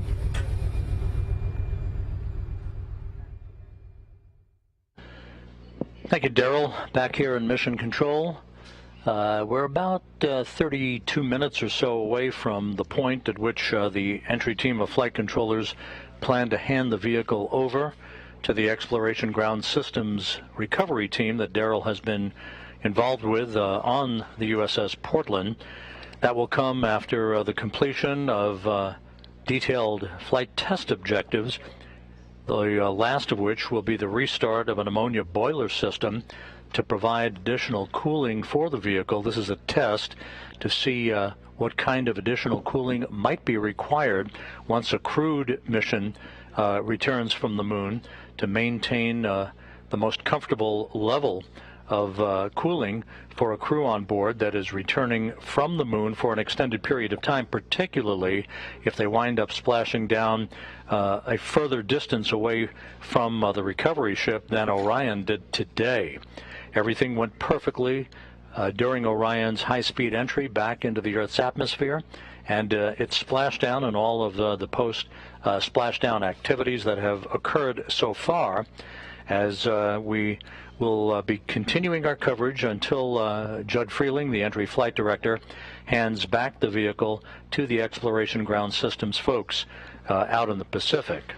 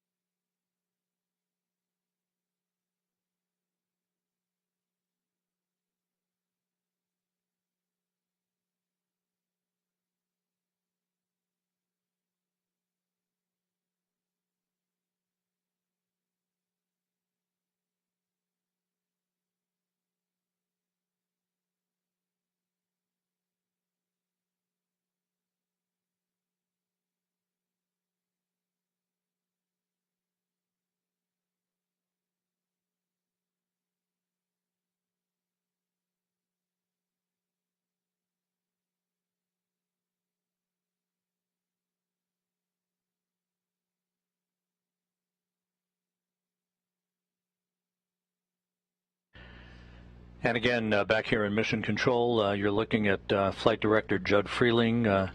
In the middle of your screen, to his left, Flight Director Rick Henfling, as the entry team of flight controllers heading into the home stretch of their work here before they hand the vehicle back to the Exploration Ground Systems folks on the deck of the USS Portland, where, again, my colleague Daryl Nail is standing by with yet another guest. Thank you, Rob. And as you can see behind us, still right here on the port side, we have Orion floating, stable, and the Navy boats there tending the ship. And we should be sending them in, and in just about 10 minutes from now, they will begin sniffing for any hazardous gases that will be coming off, and then they'll secure Orion. In the meantime, we have Dr. Emily Spreen, the Sasquatch team lead for NASA. And if you thought that your name was unique, well, it is. It surprised me when I was on the ship walking by your door and I saw Sasquatch team. I thought, what might that be? And then I found out, and it's fascinating. Emily, tell me, first of all, what is the Sasquatch team? What do you do? So Sasquatch is in charge of generating waypoints for the ship and for the small boats, as well as creating footprints, which is where we get our name Sasquatch. So Sasquatch generates big footprints, and those footprints contain the debris field as it's coming down. And that's used to help position the helos in the air and keep people safe and outside of that debris field as we are, having a spacecraft splash down. Absolutely, and it's really incredible. You were explaining to me, how you calculate these footprints, and just for background, as the Orion comes down and separates out the forward bay cover, which reveals the parachutes, and then there are certain items around that, a sabot, a lid, various pieces are coming out of it, and your team is able to model exactly or approximately where those pieces fall in the water so that assets can get close. How do you figure that out?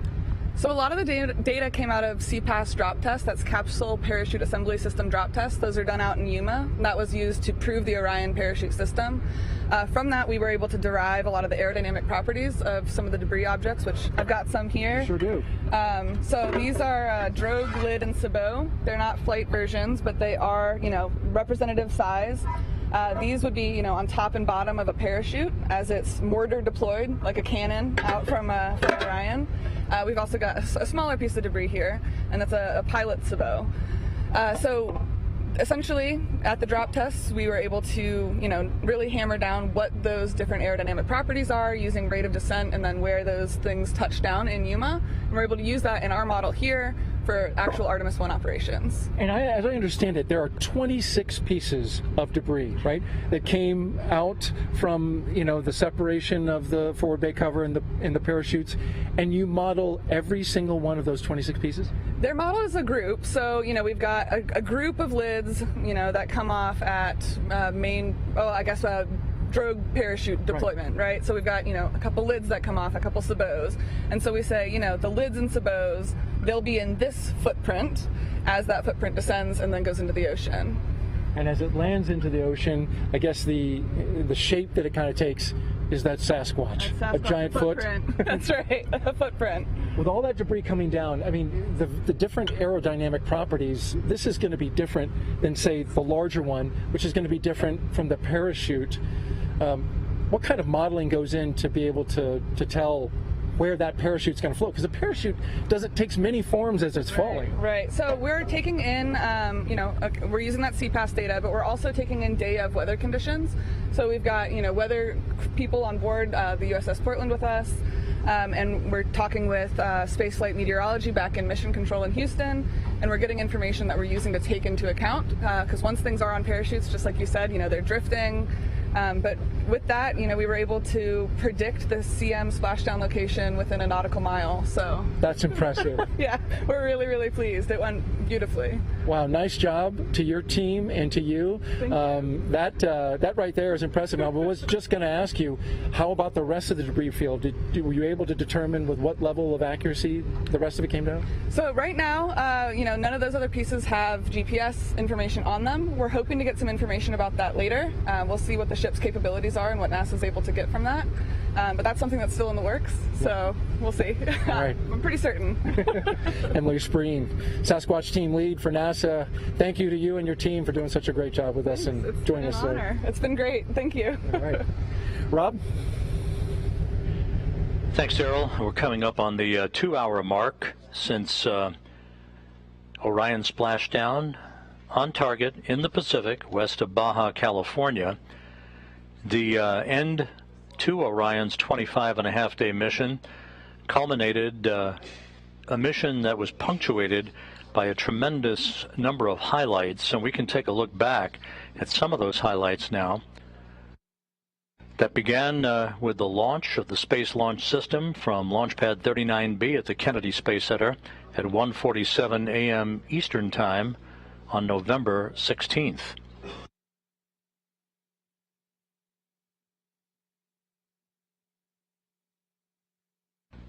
The Space Launch System lifted off, conducted a roll program to place itself on the proper azimuth and the proper trajectory to enter a orbit of the Earth.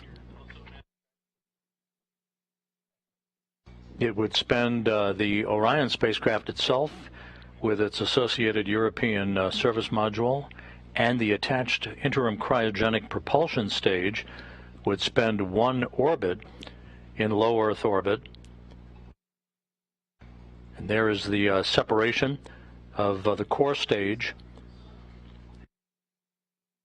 The vehicle conducted a translunar injection burn that enabled Orion to break out of low Earth orbit and begin its trajectory toward the moon, and the elliptical orbit, the highly elliptical orbit, called the distant retrograde orbit, that provided the time that was required for Orion to acquire data on the space environment, and the time required for engineers to test all of its systems and collect as much data as possible in this first test flight that would precede placing a crew on board an Orion spacecraft 2 years from now.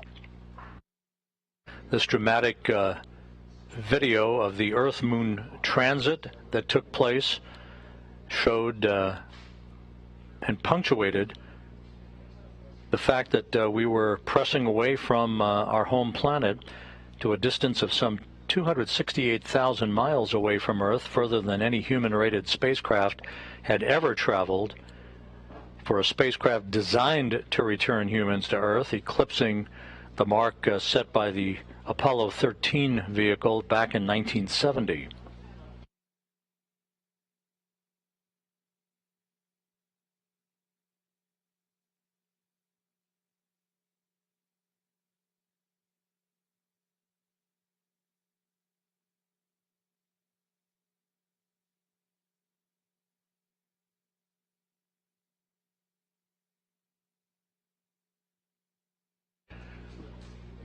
The distant retrograde departure burn that began the trip home for Orion this past Monday. You can see the effect of that engine firing on the solar arrays on Orion's service module. That, in effect, was what amounted to a deorbit burn of sorts that placed Orion on a trajectory to return to Earth, which it did today with a splashdown 1 hour and 58 minutes ago. As we circled back around the moon for the return powered flyby, we saw a dramatic close-up of the moon and the crescent of the Earth in the distance, using the moon's gravitational field as a slingshot effect to set our sights on the Earth and the trajectory required to splash down in the Pacific, which we did, as Orion gently waits for the arrival of the recovery team that will begin the process of hauling the spacecraft into the well deck of the USS Portland. And this was the view from the cabin camera looking upward out of the forward bay, basically the top of Orion, as the first chutes were deployed. These were the forward bay covered parachutes that in turn pulled out drogue chutes and then the 3 main parachutes to dramatically slow down Orion's descent back to Earth.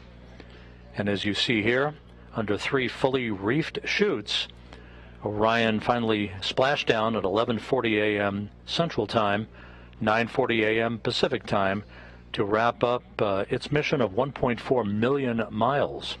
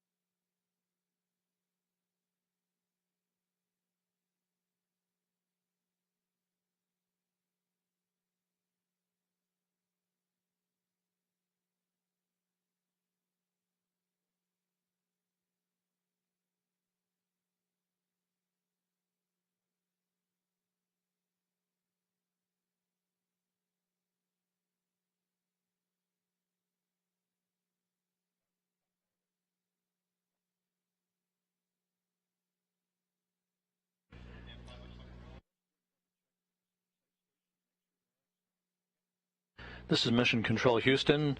Flight controllers here reporting back to Flight Director Judd Freeling that they have begun the power down of Orion's systems, with everything looking good and data having been acquired.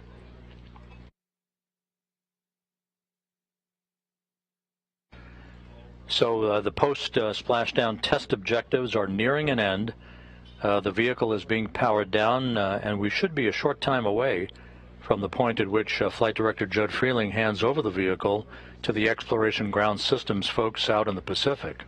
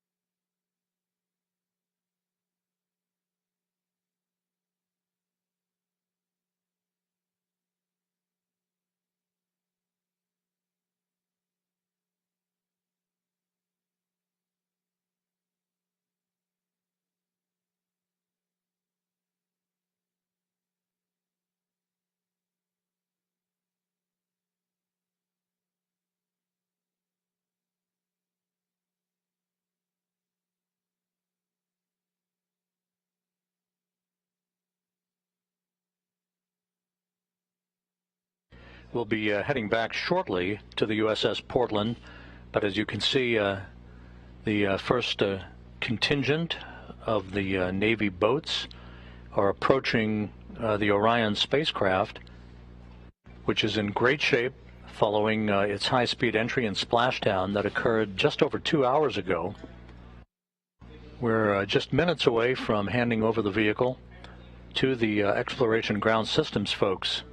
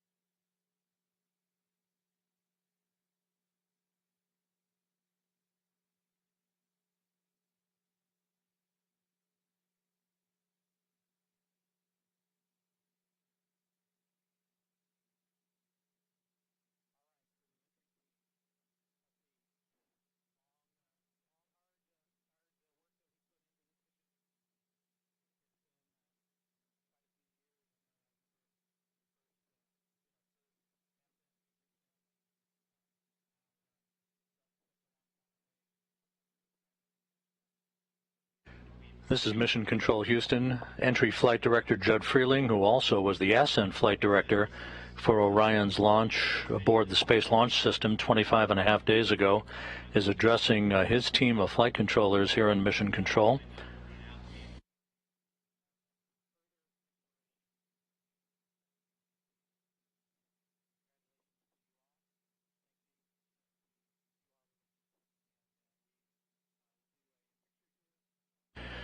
With that, Judd Freeling has handed over the Orion vehicle to a round of applause. The vehicle has now been handed over to the Exploration Ground Systems folks out in the Pacific, where my colleague Daryl Nail is standing by with members of the Navy helicopter team that saw Orion up close and personal about 2 hours ago. Daryl? That's right, Robin. They were the first to see it. They picked up the heat signature as it came above the horizon, and they were the first to have a close-up look of the Orion crew module as it was in the water. I have with me, as you mentioned, 3 Navy pilots with the HSC-23 squadron in the Navy. They were flying the MH-60s, the Nighthawk helicopters. I've got Jacob Naylor, Jackson Cotney, and Gabe Weigelt. Thank you all for being here, and it's great to have you. Thanks for having us. Yeah, thank you. Well, tell me, first of all, this operation, for those who were watching earlier on, we saw your helicopters going around the area almost immediately after splashdown. Tell me about how you're able to do that, and then what unfolded for your mission. Yeah, so basically we have a FLIR camera mounted on the front of the helicopter and about 7 NASA personnel in the back. So while they're riding in the back, they're giving us azimuth and elevation angles to take a look at, and basically right away, even earlier than we expected, we picked up the capsule coming in. And so us 3 were the backup aircraft pilots, but we did hear it come over the radio that they had it captured right away. They have basically a FLIR that uses infrared, so it's seeing that how hot that capsule is coming down. They caught it a whole way down, which was exactly what we needed for that engineering data. Easy to lock in on, right? At 5,000 degrees Fahrenheit, the bottom of the heat shield, that FLIR was just almost instantaneous as soon as that thing came above the horizon. Then you began capturing imagery, and we watched as the helicopters circled, and sometimes they were doing some pretty nice banks around the Orion crew module. What was that about, Jackson? Why did they take that path around Orion? Yeah, so the second part of the mission was to get a hazard analysis of the capsule, and then just engineering level fidelity data, like imagery from some of the photographers on board. And then we had another helicopter up that was testing out the new Angel beacon that the crews are going to wear eventually when the capsule does come down. So that all deals with our primary mission set of search and rescue, which is what we're hoping to do in Artemis II, is to actually pull the astronauts from the capsule via the hoist. Right. And so you guys were also using data from the Sasquatch team. We just interviewed them and heard about the great work that they did in predicting where that debris field would be coming down, 26 different pieces as the crew module was getting its parachutes out and everything. Using that data, how accurate was it for you, and how did it help you fly around the area?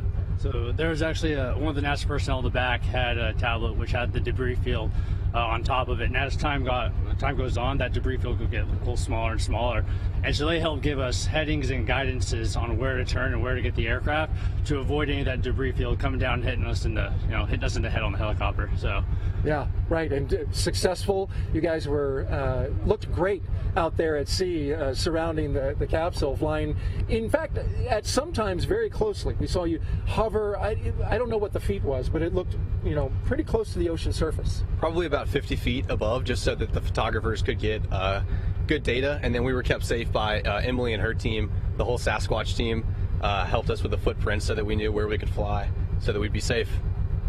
Where does this rank for you guys in terms of your mission? I mean, you're young fellas, so you don't have your call signs yet, which eventually you'll get that. But being a part of this mission, it's very different, right? The civilian nature, where most DoD missions are not of that nature. So, where does it rank in terms for you? What kind of what was it like for you? It's absolutely amazing, and certainly a career highlight for us up until this point.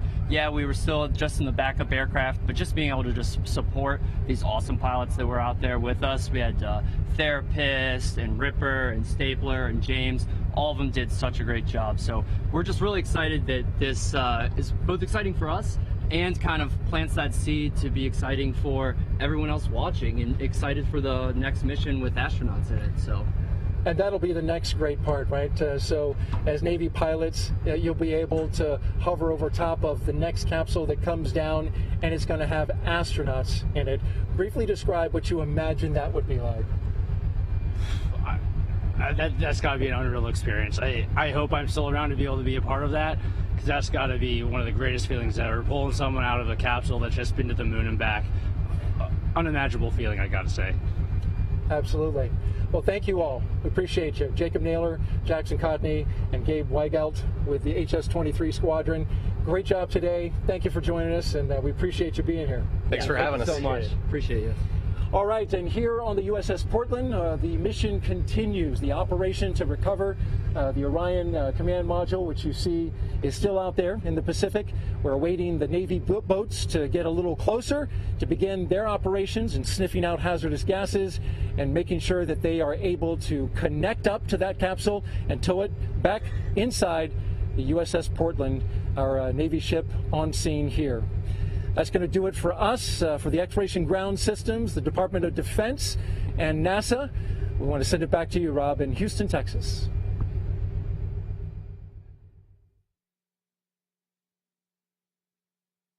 Thank you, Daryl, and magnificent job out there on the USS Portland, and the work is just beginning out there, as you heard. Here in Mission Control, the work is over for the entry team of flight controllers who have handed the vehicle over to the Exploration Ground Systems folks out in the Pacific, with the power down of Orion having been completed.